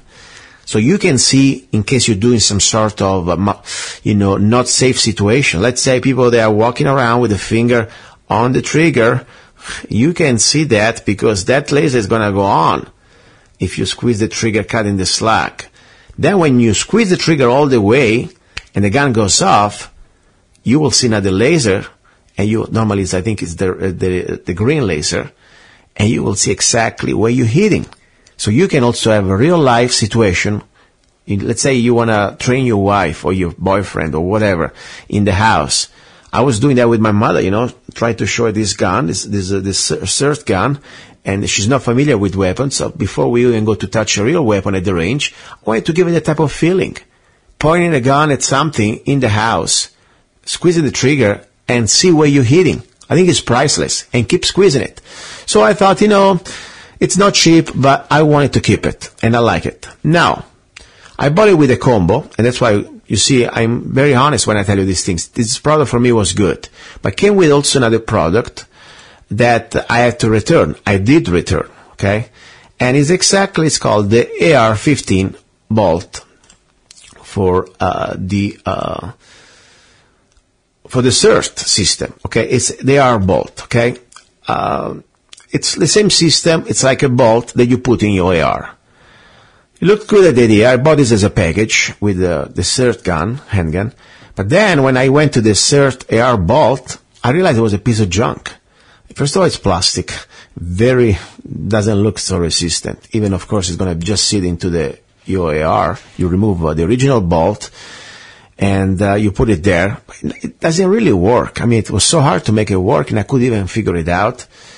So I say, you know what? No, I don't like that. I can find something different. And I'll tell you what I found as a solution. Laser training for my AR. And I didn't pay more than $70. I think $80 top. So instead of spending $140 for the CERT AR bolt, for me, my humble opinion, that is not worth the money. It's not really that well built. Okay, problem with the battery and the little. I don't like it. I had to return it honestly. And but the CERT handgun, it's great. I really was happy about it. And I'm training, and more important, I can train family and friends with the safety, so they don't need to touch a real handgun, and they don't need to point a real handgun to somebody, even if we know it's empty, it's still a weapon. So that's pretty much all I wanted to share with you. I hope you enjoyed the second hour of Love, Guns, and Freedom today. Now be ready for hour number 3. We'll talk about love, today different type of love, pretty much the love of a man to expose and fight the corruption in the child protective services. And we will talk more about this nightmare, and of course, also some other beautiful things. You're listening to Love, Guns, and Freedom with Luca Zanna. Don't go away. You're listening to Love, Guns, and Freedom with Luca Zanna on United States.FM network.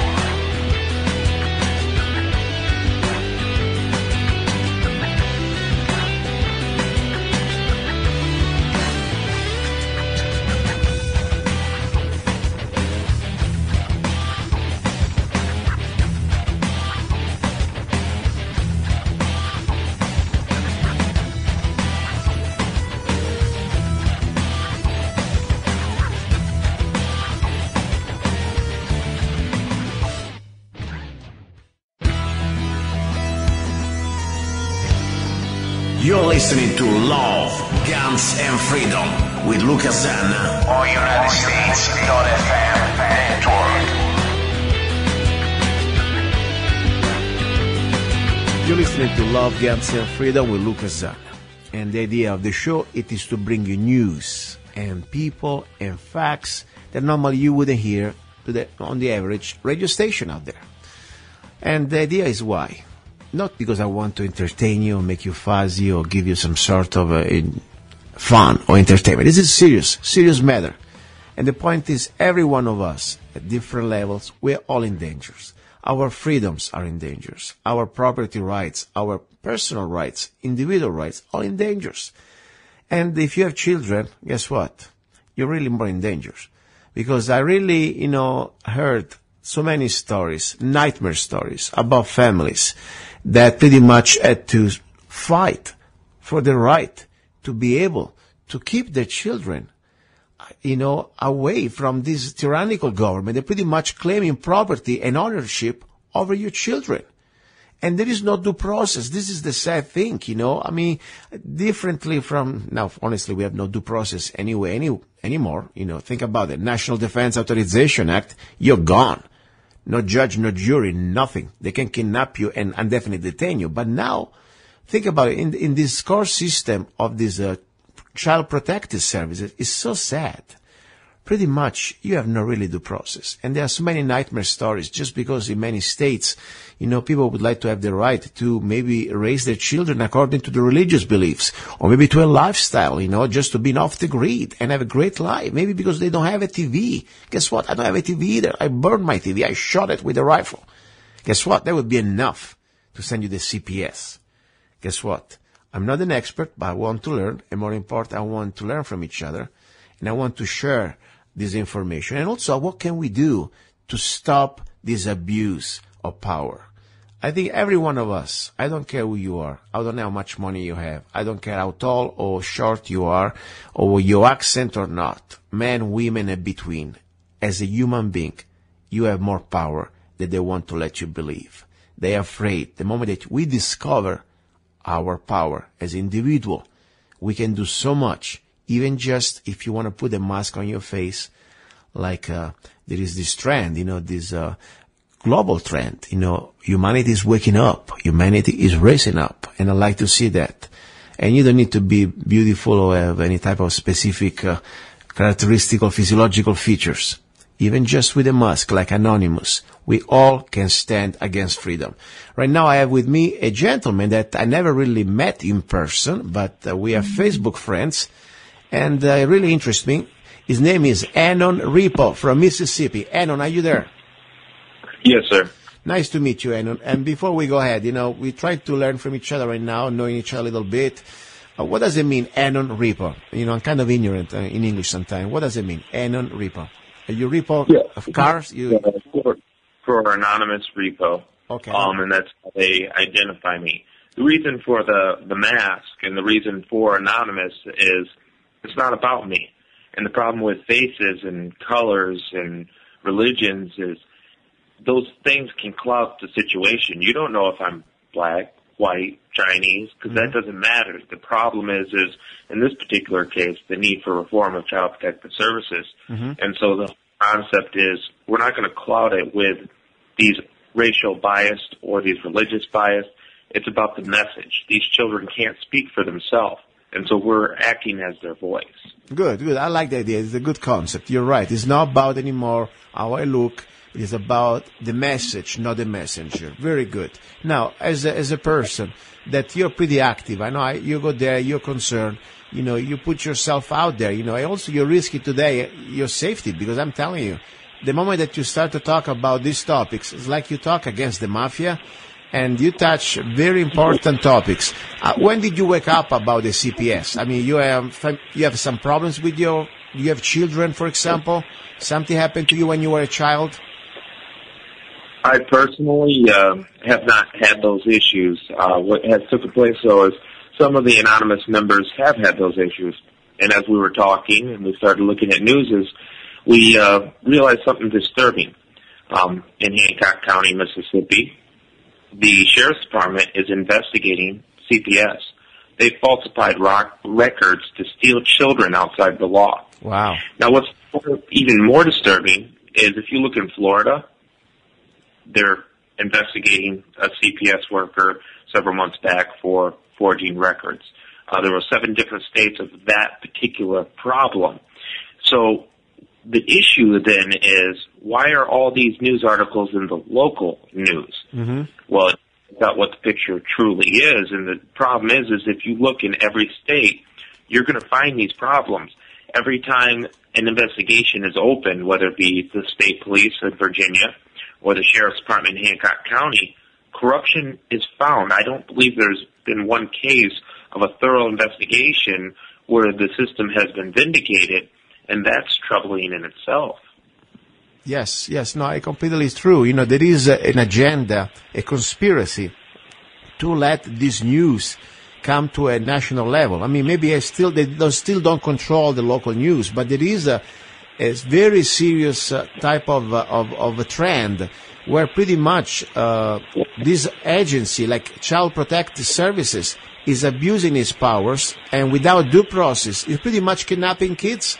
And I'm telling you, I think there is a market because of this. It doesn't happen just because, of course, they want to create also jobs for themselves, More they can confiscate and kidnap kids, more of these people, they can keep their job. That's the number one part of the problem, in my opinion. But also, I really believe that there is a ring. I mean, kids have been disappearing by thousands, not just in America, but around the world. And I really believe there is much more than we know about the perfect group of people who are using children for very evil acts. What do you know about that?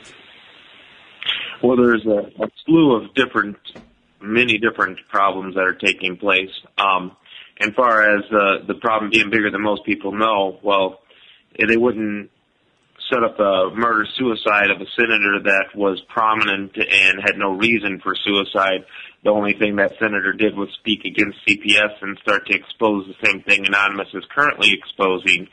They had her murdered. It needs to be investigated. Who is this one? But we were on the radio today of a gentleman that runs a 15-unit foster care home in Child Protective Services. And what's unique about his case is we're hitting pretty hard on the innocent people that have lost their children or lost their constitutional rights, but he's looking at it from another side. His side is his organizations actually had to take CPS to court to protect the neglected children. So what that shows is these neglected children are being ignored at times. They're not being taken care of. And this is for a couple different reasons. One reason is there's not enough beds for all the children. But another reason is, as I'm sure most people are aware by now, but if not, we're going to help them become aware, is there's federal grant money that's paid.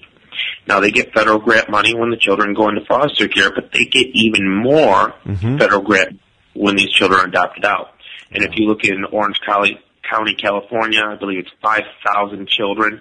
There is a lawsuit over there for them getting nailed doing this, and they're doing this across the country. Wow. And so let's ask ourselves, if I'm wanting to adopt a child, well, I'm looking for a well-adjusted child. So what's taking place in a lot of counties is they're leaving those neglected children in neglectful homes to take the better, well-adjusted child to try to get them to the adoption stage to get that money. Now, I'm not saying this is happening all the time. I'm sure there are some, and I've seen some good caseworkers that care about children and do their job. But the next problem becomes it's the caseworker's opinion. It's the youth court's judge's opinion. Yeah. So if you have a good worker, you're fine. If you have a bad worker, you're not fine. And then in many states, as Mississippi, they don't give you the right to an attorney. Wow. So if you have a worker and a bad judge and no attorney, and it's a closed-shop court hearing, so you can't even have a family member witness the court hearing for your protection, you're now in a secret court, more or less, at that point. You have no constitutional rights. And you are given an attorney right at the removal of your parental rights, but by then, they've already dirtied you up and bloodied you up, and you had no one to protect you, and you felt small as an ant the whole time. Wow. And I'm sure that some neglected children are protected, but like in Mary Gill's case, how many had records forged? Wow, it's very interesting. You know, I'm learning a lot about this. Honestly, I wasn't even aware, not because the attorney makes any difference, really. You know, I like to have a jury, honestly. I like to have jury on my peers. That's the point. But still, I mean, the fact that now it's like a secret court, that's scary. All you need is a corrupted judge that's really not in you. And think, for example, the corrupted judge from, I think, Pennsylvania, that he was sent to jail because he was found guilty, that he was pretty much sending kids, minors, to private jails just because for bribes. I'm sure you're familiar with that. So nothing really new. Corruption is everywhere, and for sure is everywhere there is no accountability and there is no some sort of a balance to keep it at bay. Now, my point is this one. Are you familiar with this family? I think they are from, let me see where they're from exactly. The family, the name is, let's see, their name is, one second, my brain is frying a little bit. The Zimmers. It's a family with, living off grid, on the East Coast, I guess, and they had like 10 kids. And they live in this sort of a very beautiful rural part of America. And they got pretty much, the kids got kidnapped by the CPS. And they were questioning if they have guns or how do they homeschool. I mean, this is so serious. Just because now you live off-grid, the family's from Kentucky, sorry. I mean, you got your kids, they can be taken away from you. Are you familiar with this case? Yeah, I'm familiar with that case. Anonymous had involvement in that case as well, but it doesn't stop there. There's actually homeschooling correlations in this country, and luckily those correlations have been strong enough where they provide attorneys and help fight that fight. Mm-hmm. But for many years, since the 80s, Child Protective Services have treated homeschools, and some youth court judges I heard of one in Harrison County, Mississippi that didn't like homeschoolers, and they tried to take children away for homeschooling. Now, that particular component of it has been fought back dramatically where you don't see that as much where it still happens. But now they're going to the next step. Okay, you're homeschooled and you're living off the grid? Mm-hmm. You believe the right to bear arms? Well, now we have a problem here. And that's not what this country was built on. Yeah. And then as far as the corrupt judges go, when the FBI did do an investigation on the system, we had what was called Kids for Cash. And if you haven't looked that one up, there's a documentary on it, but it's in the press, very well documented. You had private juvenile homes and private foster care homes, which we have in Mississippi, I might add. Yeah. And these private homes went to the judge and said, I will pay you X amount of dollars per child. Wow. So the judge gets a kickback. The foster home gets money from the federal government, and it's called Kids for Cash. Oh my and so everyone makes profit. And that might be taking place in many states. It's just no one's investigating. There is no oversight. There is no fact checkers. You're supposed to have a committee of citizens, and it's right in the Mississippi rules. There is no committee of citizens overviewing what they're doing here. They answer to the governor's office directly. In all states, CPS does. If there is an investigation, most of the time it's the governor's attorney general Department of Public Integrity. So you have the fox watching the hen house. There is no oversight. There is no accountability. There is no following the Constitution. And in many cases, there's a secret court.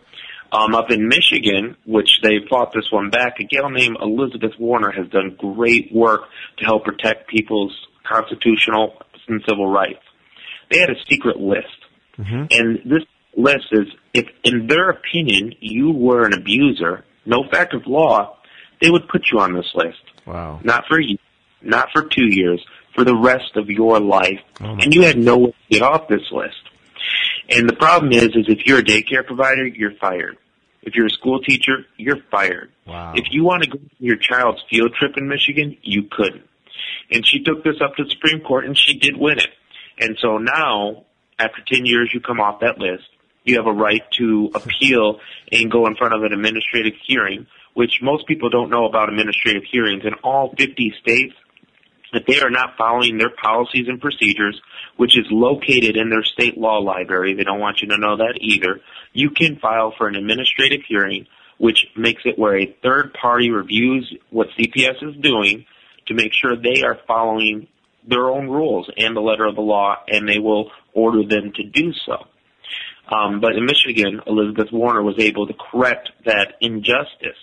But these are state-by-state laws. How many other states have their secret list where people are permanently on it? There's so many different problems and issues with the system at hand, all the way from judge corruption, selling kids, CPS workers ignoring neglect, CPS workers taking good children and falsifying documents. There's a whole slew of problems that really need to be addressed. Well, we are talking to Anon Repo, an activist for freedom and also to expose this evil, corrupted agency, in my opinion. Not everybody is there bad, but unfortunately there is no accountability. It's called CPS, Child Protective Services. Now, this really freaks me out a little bit because, I knew many bad stories, how bad can be this sort of unaccounted, completely out of control agency. But what you're telling me is a lot of information that I'm learning, and I'm very thankful to you.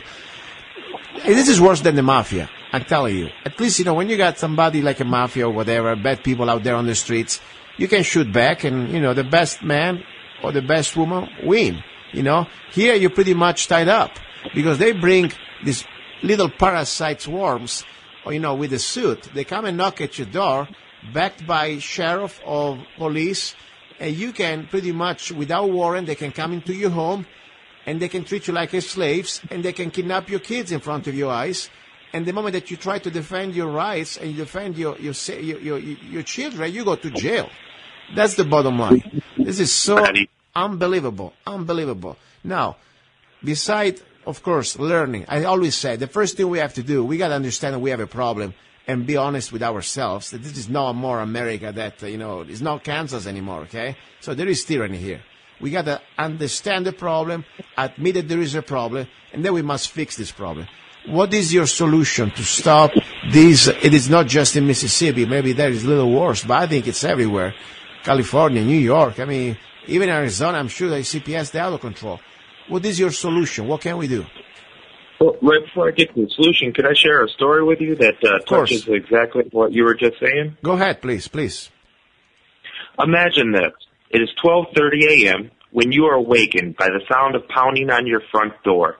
You open your door to find a police officer and a woman who identifies herself as a CPS agent, DHS, OFS, have many different names. Yeah. They inform you that they are there to take your child away. The state has determined that you are not fit to care for her. Really? A determination made solely on the grounds of false accusations by another. Jesus. They were there to conduct a legal kidnapping.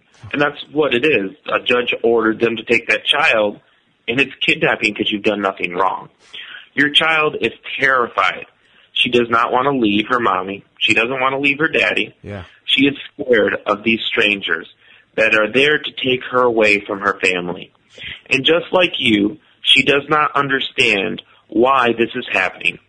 Unaware of your constitutional rights, like the rights to due process, and not to be coerced of threats of imprisonment by police officers, you allow them into your home. Now they take physical custody of your child, who is crying hysterically.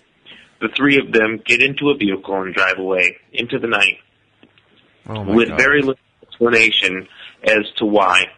Unable to pay for an attorney in court costs to prove your innocence, you are left to deal with CPS on your own.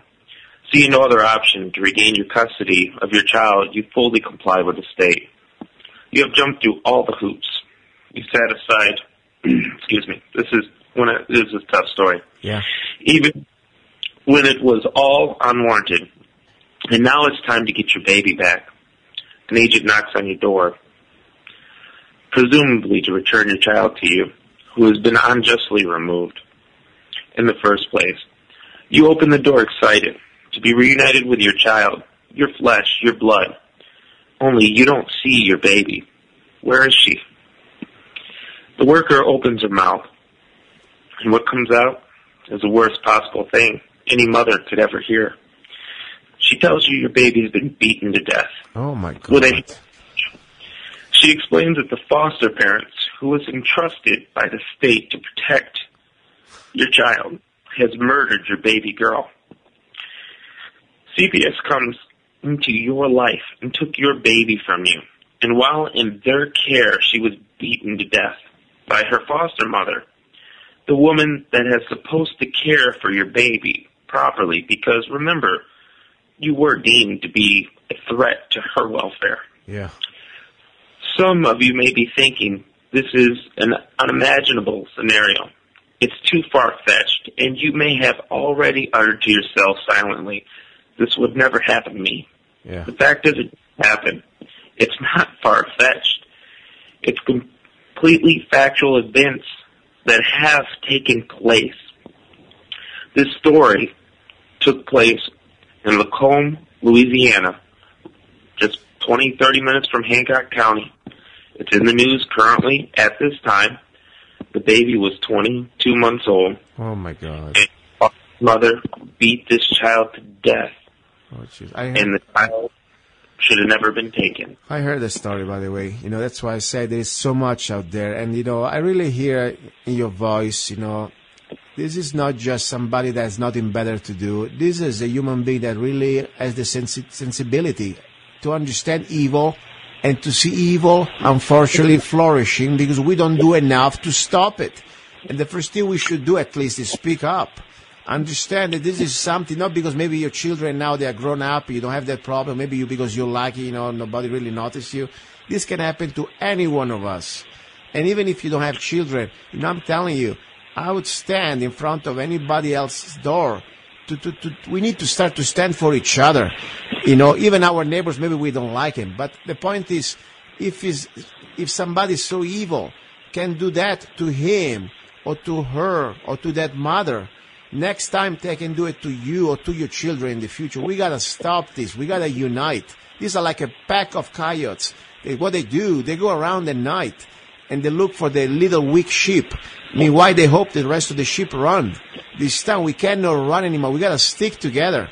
Seriously, even just showing up in numbers. And this is just from my humble opinion, guys. If we see something like this, and these people come there without due process, and there is a mother, try to say, what are you doing to my child? Like a scenario like that. The least we should do at least, being there in numbers as a neighbors, showing up in front of the door with the video cameras and point the camera in front of that Gestapo cops, doing these orders, these terrible orders, and more important, on that person, evil person of the CPS, stealing a child from a mother without due process, without any type of giving a chance to prove that we are innocent until proven guilty. So this is so important. I tell you, I'm feeling a little bad because even I've been doing this show for the last almost 2 years now. And, I try to touch every topic. It's important. This is the first time, really, thanks to you. And, you've been talking to me about this, and I appreciate it. Because I think it's one of the most important topics. If they want to kill, they want to steal the next generation, the best way they can do it, besides doing it for profit, they get money. We understand that, what you're saying, children for cash. They also want to pretty much deprive us the right to share the values that we have as Americans for the next generation. They want to, like in every dictatorship, the child belongs to the state, because it will be molded according to the rules, according to the ideals, and they pretty much what the state wants to make you become. So that's why they want this. They want to go to the public education system school so they can be indoctrinated. They want you to take the vaccines so you will be pretty much, already there in the early age. You will be pretty much deprived of your immune system that you're supposed to have as a free human being. They want you to eat garbage and be a good slave. That's what they want you to. Now, this is very amazing what you told me. Tell me, what can we do besides start to at least stand up for our neighbors? I would say that's the first immediate things as a human being. I want to stand up for my neighbors. Anybody that's coming to knock at the doors to my neighbors, CPS, they better have some probable cause, they have some proofs, and they better have some sort of an opportunity to have facts. They can't just kidnap people because they say so. What can we do, according to you? Well, there's some things that can be done, and then there's many things that need to be done. Okay. One thing that can be done, as it has gone up to the Supreme Court, if a DHS worker, CPS worker comes to your home and they do not have a warrant, you deny them access to your home. Now, another thing that has occurred, though, when that happens is they go to the judge and they say they're harming their child. They wouldn't let me see it. So you need to lock your door because there have been CPS workers that force their way in. Have your children at the door. See, my children are healthy. This is my home. This is my castle. And you're not coming in here without a warrant. That is the first thing. Good, I agree. The second thing is, if they need a drug test from you, there shouldn't be an issue if you're not doing drugs. But is a drug test done in the bathroom of your home by someone that is not a trained professional? You need to go to a lab to have your drug test done by a trained professional that does that for a living. And also it properly documents the drug test, because as we've seen in Hancock County, records can be altered because it's based on a caseworker writing stuff down. Also, many states are one-party record. If I'm dealing with something like that, we all have smartphones. Record everything. Document everything in email and collect your own proof. Yes. If you're fortunate enough to have an attorney, ask your attorney about a writ of habeas corpus. This is a common law that's one of the oldest laws in this land, and so few people know about it. A great attorney out of Texas was one that informed me and led me to understand what that is. It's used in Texas quite a bit. It's used in Kentucky quite a bit. It's admissible and usable in youth court. It means to produce the body. You file an opinion on your state laws. In Mississippi, it would be in Chancery Court if you're filing a writ of habeas corpus under state law. And it also is a federal law. It can be filed in federal court. And at that point, they will be required to produce real evidence, not opinions, or return your child. a writ of habeas corpus is so powerful it can be served on weekends. Something that everyone can do is the administrative law hearing. CPS falls under the Social Security Act, and as such, just like someone trying to get disability, you can file an administrative hearing. Some states call it administrative law, some call it administrative hearings. Yes. And a third party will review your case and see if they're following their rules and the state law. Now, this in itself doesn't get your child back, sadly. Even after this panel reviews and says they shouldn't have took your child, they can't order the child back if a judge has ordered them to take your child. But what it does do is if it's forcing them to follow their rules, well, that eventually will lead to your child returning home. Another thing is that they're taking these children in many cases for money. An administrative law hearing is not cheap. It's very expensive. And so if families across this country started filing those in droves, it would remove the profitability from the system that they have, and it would make them follow their rules, forcing change within. Another thing that's very important is parental rights. If you look at Michigan, where it still has its problems, Michigan's biggest problem is they get more money for adopting to non-family members than they do to adopt to a family member, which is still a big problem, but after listing all the different problems that we've seen, there's much larger problems. But up in Michigan with that parental rights, it's your constitutional right to be a parent. And that gives you an extra layer of protection. And if you search for parental rights in the federal Constitution, it has been proposed by many wonderful, brilliant senators in this country. For some reason, though, it's never been passed, and I am not understanding why anyone would be opposed to saying you have a right to be a parent unless you harm your child. Exactly. And if you do harm your child, it's a criminal matter. Yes. It's secret police. You should be arrested for harming that child. But right now we send the secret police. Yeah. And then another thing is, instead of helping these families, they're crippling them. I was talking to a gentleman, and he has lost his children, and he did something wrong. He admits it. He used drugs. And his wife, she used alcohol. And now they're getting towards the end, and the gentleman that used drugs is able to supervise visit his wife that used alcohol. I don't make no sense to them or me or whatever. And their children have been in a foster care home. His daughter has been raped. His son has been beat. Wow. And so these parents that shouldn't have used the drugs, but the children didn't know they used the drugs. They still shouldn't have used it, but no harm was coming to those children. There was no neglect shown. Nothing of that sort, have now been abused sexually and physically because the system took them in. There is a problem with that. Yes, I agree. What the grant money actually says, and in their own handbook it says, there will always be a risk of neglect or abuse. This risk must be weighed between the damage of foster care. Even putting the sexual abuse aside, they acknowledge the mental damage of removing a child from their home. So this gentleman's problem is drugs. Okay, sir, I took your child 48 hours to do an investigation. You have a problem. You're going to come to me, and you're going to do drug tests 2-3 times a week. If you fail that drug test, I'm going to take your child. Mm-hmm. And if they're children, that would be enough motivation for any good parent to discontinue the use of what they shouldn't be using, and then offer services, counseling, and build that family up instead of ripping that family apart. And then another problem is in Mississippi, you have to pay for the drug test. So if you don't have enough money to pay for the drug test, you're going to be as a drug user and lose your child. Yeah. That boggles my mind. In Michigan, if you need a drug test, they're going to pay for it because it's part of your due process, and you're guaranteed due process. But in Mississippi, it's so far behind that even those basic due processes of attorneys, it's thrown out the window. More children are abused in foster care and in the agency's care than are abused in neglectful homes. And this is their own statistics. For every one neglected child taken, 17 children are taken from good homes. Wow. It's easy. It's mind-boggling. Oh, this is so important information. No, seriously, the children are our future and also our present. This is part of our life. Think how destructive can be.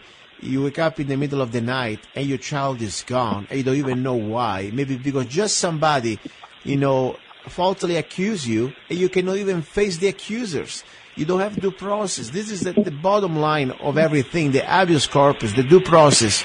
We need to fight it. We need to defend it in every situation. It is not just for the National Defense Authorization Act or for the Patriot Act.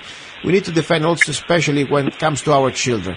Now, this is pretty much something I never touched before, but I'm so glad today finally I'm able to talk about it. I'm talking with Anon Repo.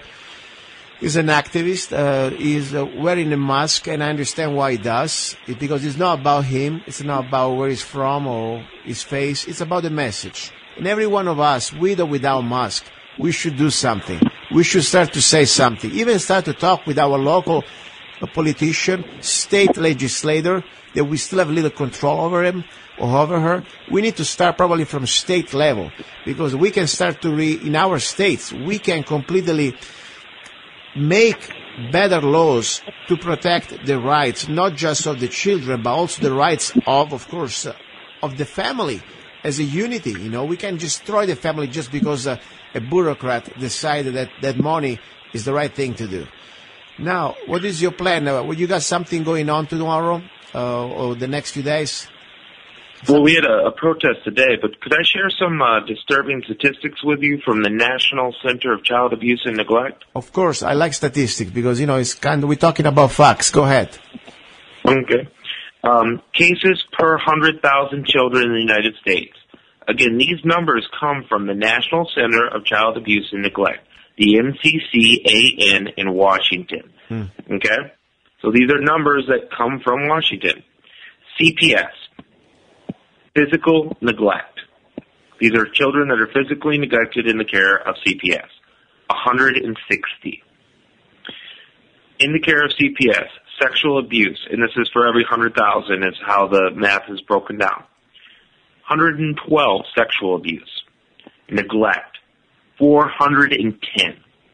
Medical neglect, 14.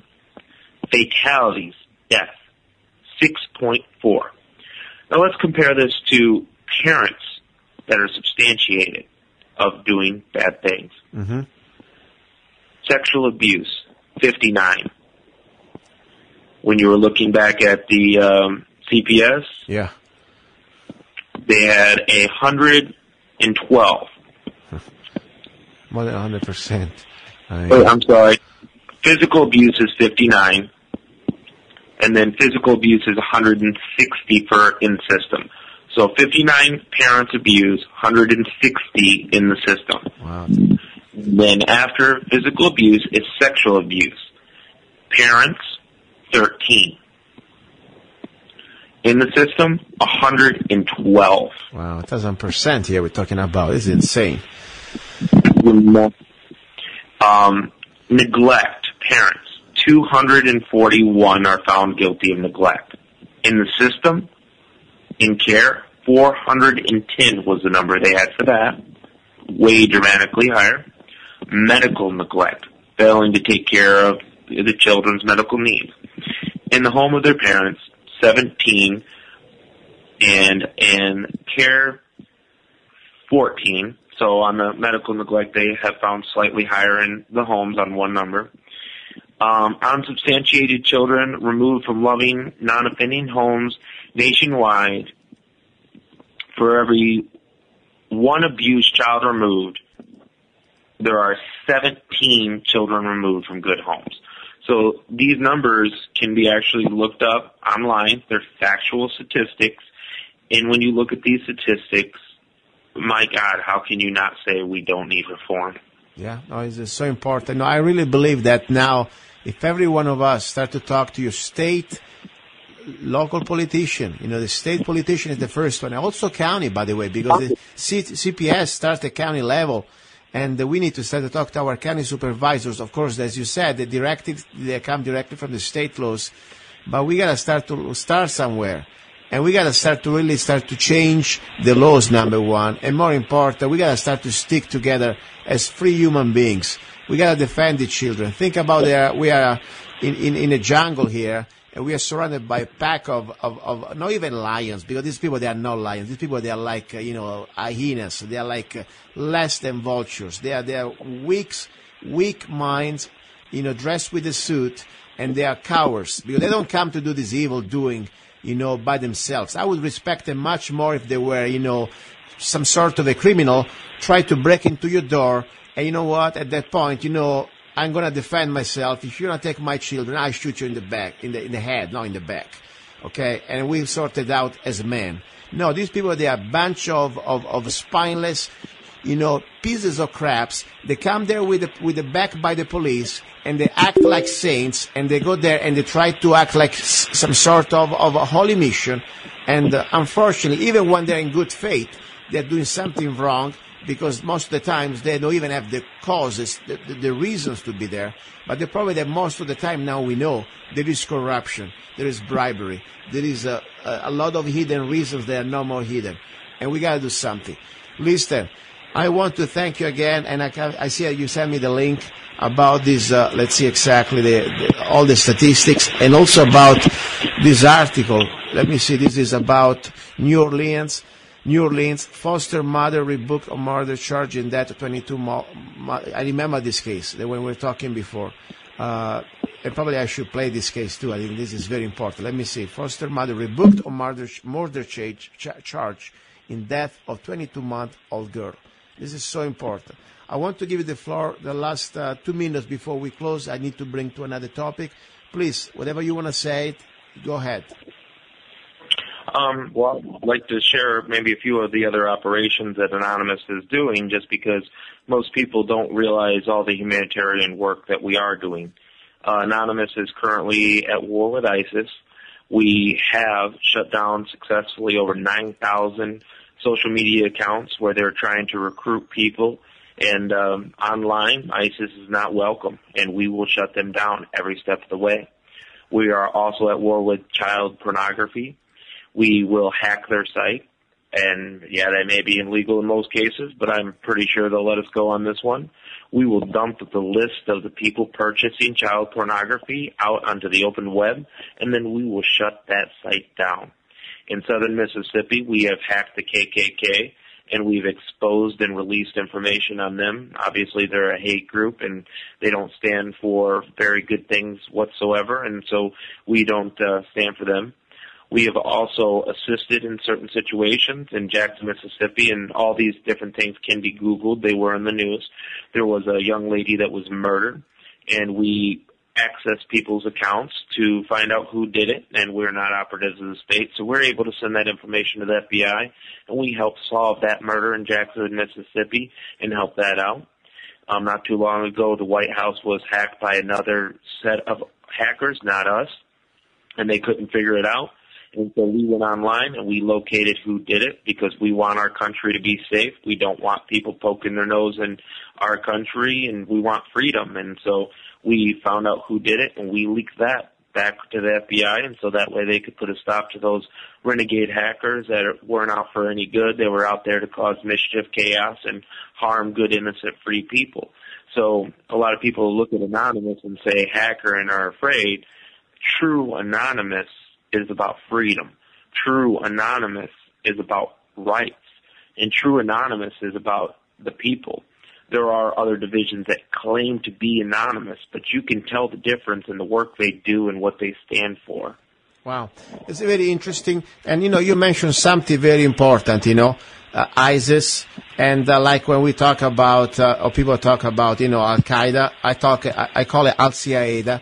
I mean, the point is, yes, there are real people out there dressed and doing evil acts. We know that. The point is, who's really behind these people? Who really created them? Who really funded them? And I'm glad that you're doing your part. Don't get me wrong. To expose people that they try to take the internet, the social media, to even just try to proselyte and try to recruit. It's a very good thing to try to stop that. But at the same time, I'm sure, and I hope you are you familiar that pretty much there are now documents coming out that pretty much the Pentagon, directly from the Pentagon, ISIS it was created and funded to pretty much destabilize Syria and to try to take down Assad. And that was behind the CIA and the Pentagon itself, with McCain going down, bringing bags of money, and the Obama administration blessing. Are you familiar with that? I wasn't familiar with that, but it doesn't surprise me. I'm sure you've heard of the Fast and Furious scandal that took place where Americans sold guns to militias in Mexico, ended up being used, and American citizens got shot with it because they were irresponsible in their investigation. So there's many times where the United States, for some reason or another, has made poor decisions, and weapons of ours have gotten given to the wrong people, and it has harmed and affected us in a negative way. And then that's happened more than once. If you haven't looked up Fast and Furious, I will send you the document. These are official from Judicial Watch, a very respectable organization trying to get documents from the government and suing the government many times to try to get the facts straight, like they expose the Fast and Furious. And this is now Judicial Watch. All you got to do is put in Google, whatever search engine you like, Judicial Watch, ISIS, Pentagon, and will come out, and I'll send you also the link. You can see the original documents pretty much. That pretty much proves that ISIS was funded by the Pentagon. At the beginning, the plan was to use this force to destabilize Assad, and that's part of the plan. So we got to look always at everything. And don't get me wrong, we got to expose these evil people. We got to try to fight them every way we can. But let's not forget who really is behind. Who is the master of the puppets out there? Listen, I really applaud you and commend you for your activism, for your work, and for your courage. Even I know you have anonymity. You don't have a face out there, but doesn't take any more a face to hide your identity. Facial recognition, okay, but now there is so much technology. They can just see the way you breathe or you walk. Of course, the way you talk. So you're a person that. You put yourself out, and I respect that, and I respect your activism, and I really thank you for coming on the show today. Thank you. Thank you. Keep me posted, please, with any updates you have. We also Facebook friends, so I really like to know every news that I can share with my humble radio show. I would like to share as loud as I can because I want to inform everybody out there. We have many problems that we are facing as human beings, and evil is out there in different shape. And one of that is called the Child Protective Services, CPS. We got to fight them. We got to expose them. We got to take our rights back. Thank you very much. You're listening to Love, Guns, and Freedom with Luca Zanna. Don't go away. Or give me death. I'll fight to the end, to my last breath. Give me liberty, or give me death. Stand against tyranny, my soul will never rest. There is no longer any room for hope. If we wish to be free, there is no retreat but in submission and slavery. We have petitioned, we have remonstrated, we have supplicated, we have prostrated. Is life so dear or peace so sweet as to be purchased as the price of chains and slavery? Forbid it, Almighty God. I know not what course others may take, but as for me, give me liberty, or give me death. Give me liberty, or give me death. I'll fight till the end, till my last breath. Give me liberty, or give me death. I'll stand against tyranny, my soul will never rest. Give me liberty, or give me death. I've trained my life for freedom, with no regret. It is natural to man to indulge in the illusions of hope. We are apt to shut our eyes against a painful truth and listen to the song of that siren till she transforms us into beasts. For my part, whatever anguish of spirit it may cost, I am willing to know the whole truth, to know the worst, and provide for it. Give me liberty, or give me death! Give me liberty, or give me death. I'll fight till the end, till my last breath. Give me liberty or give me death. I'll stand against tyranny, my soul will never rest. Give me liberty or give me death. I'll trade my life for freedom with no regrets.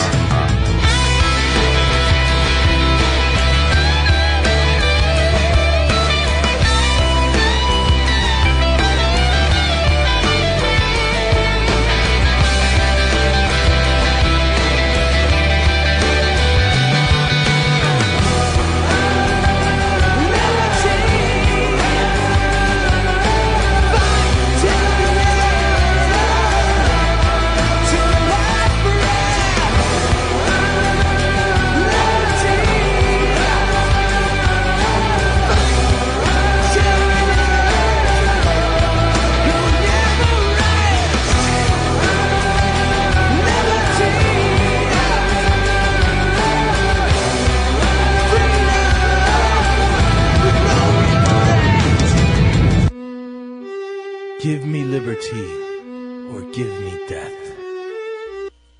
He's a songwriter, a poet, a rifleman. I'm not afraid. And a constitutional activist.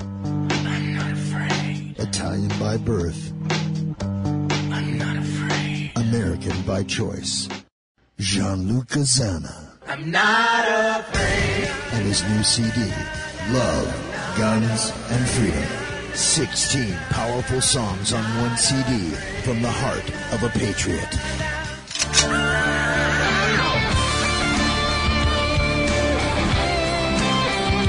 For download or to order the CD, go to www.lovegunsfreedom.com. That's www.lovegunsfreedom.com. Lyrics for your mind, music for your heart.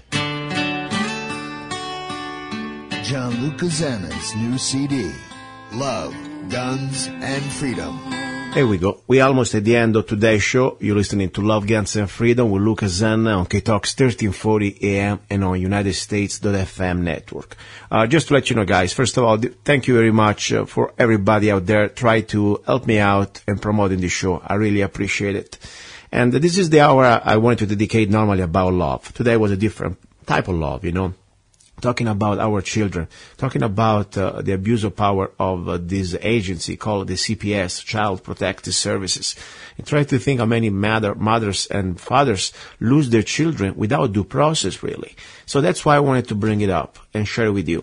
Also, in this hour that normally we talk about different things, I want to remind you, first of all, that there is a beautiful site, incredible dating site. It is not just dating, but also is to network, is to know each other, to also find each other, like-minded people, and it's free, 100% free. It's called freedomlovers.us.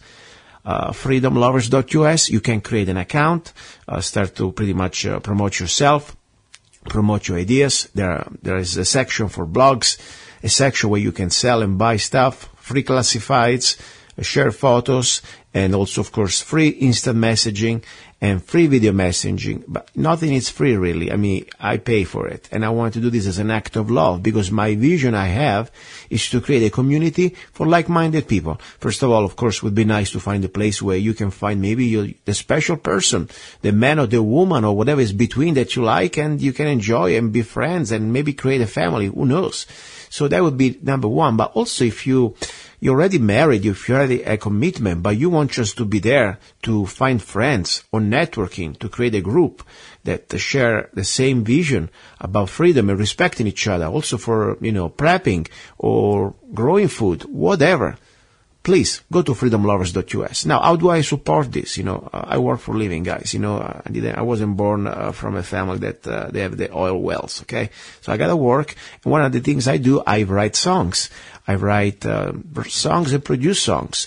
And probably you heard many of my songs already on the show. And I invite you to go to one of my websites, for example, www.zanna.us. And if you like what I'm doing here, I remind you, this show is free, but it's free because somebody else is paying.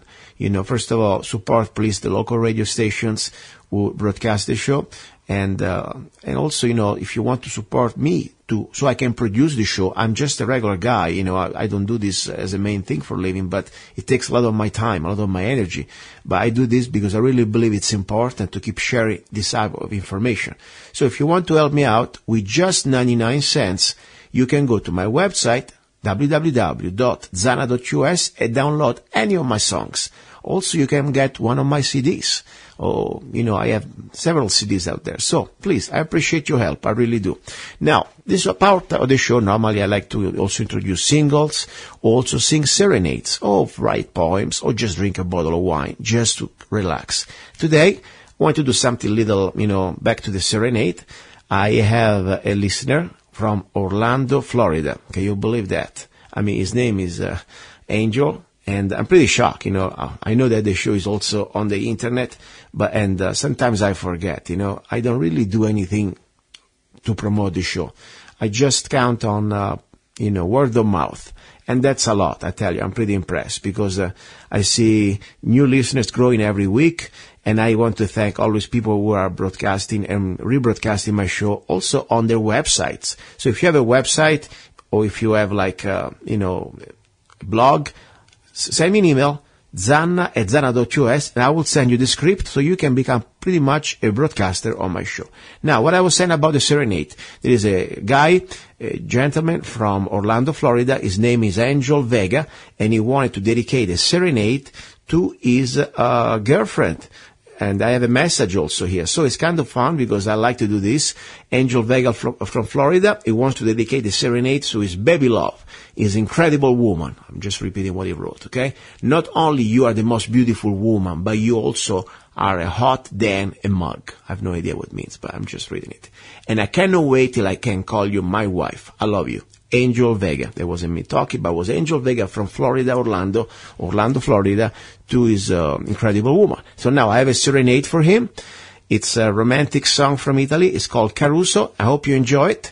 And I want to leave you with that song. Please stay tuned for the next Sunday show. It's going to be incredible information. You'll be listening to Love, Guns, and Freedom with Luca Zanna. Thank you very much. Here we go. Angel Vega. This song is for you and for your baby love. Caruso.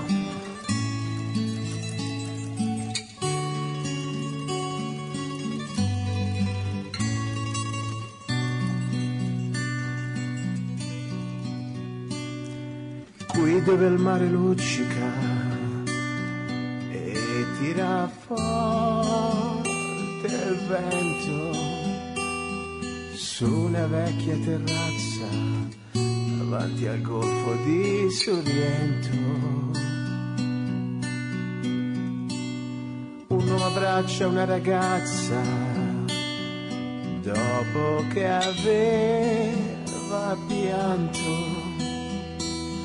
Poi si schiarisce la voce e ricomincia il canto. Te voglio bene assai, ma tanto, tanto bene sai.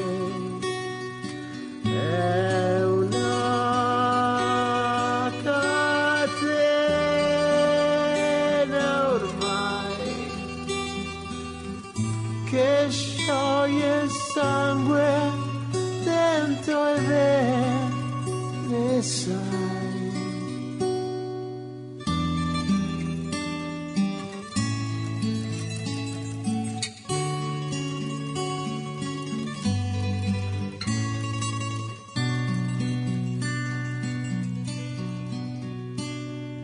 Vide le luci in mezzo al mare, penso alle notti là America,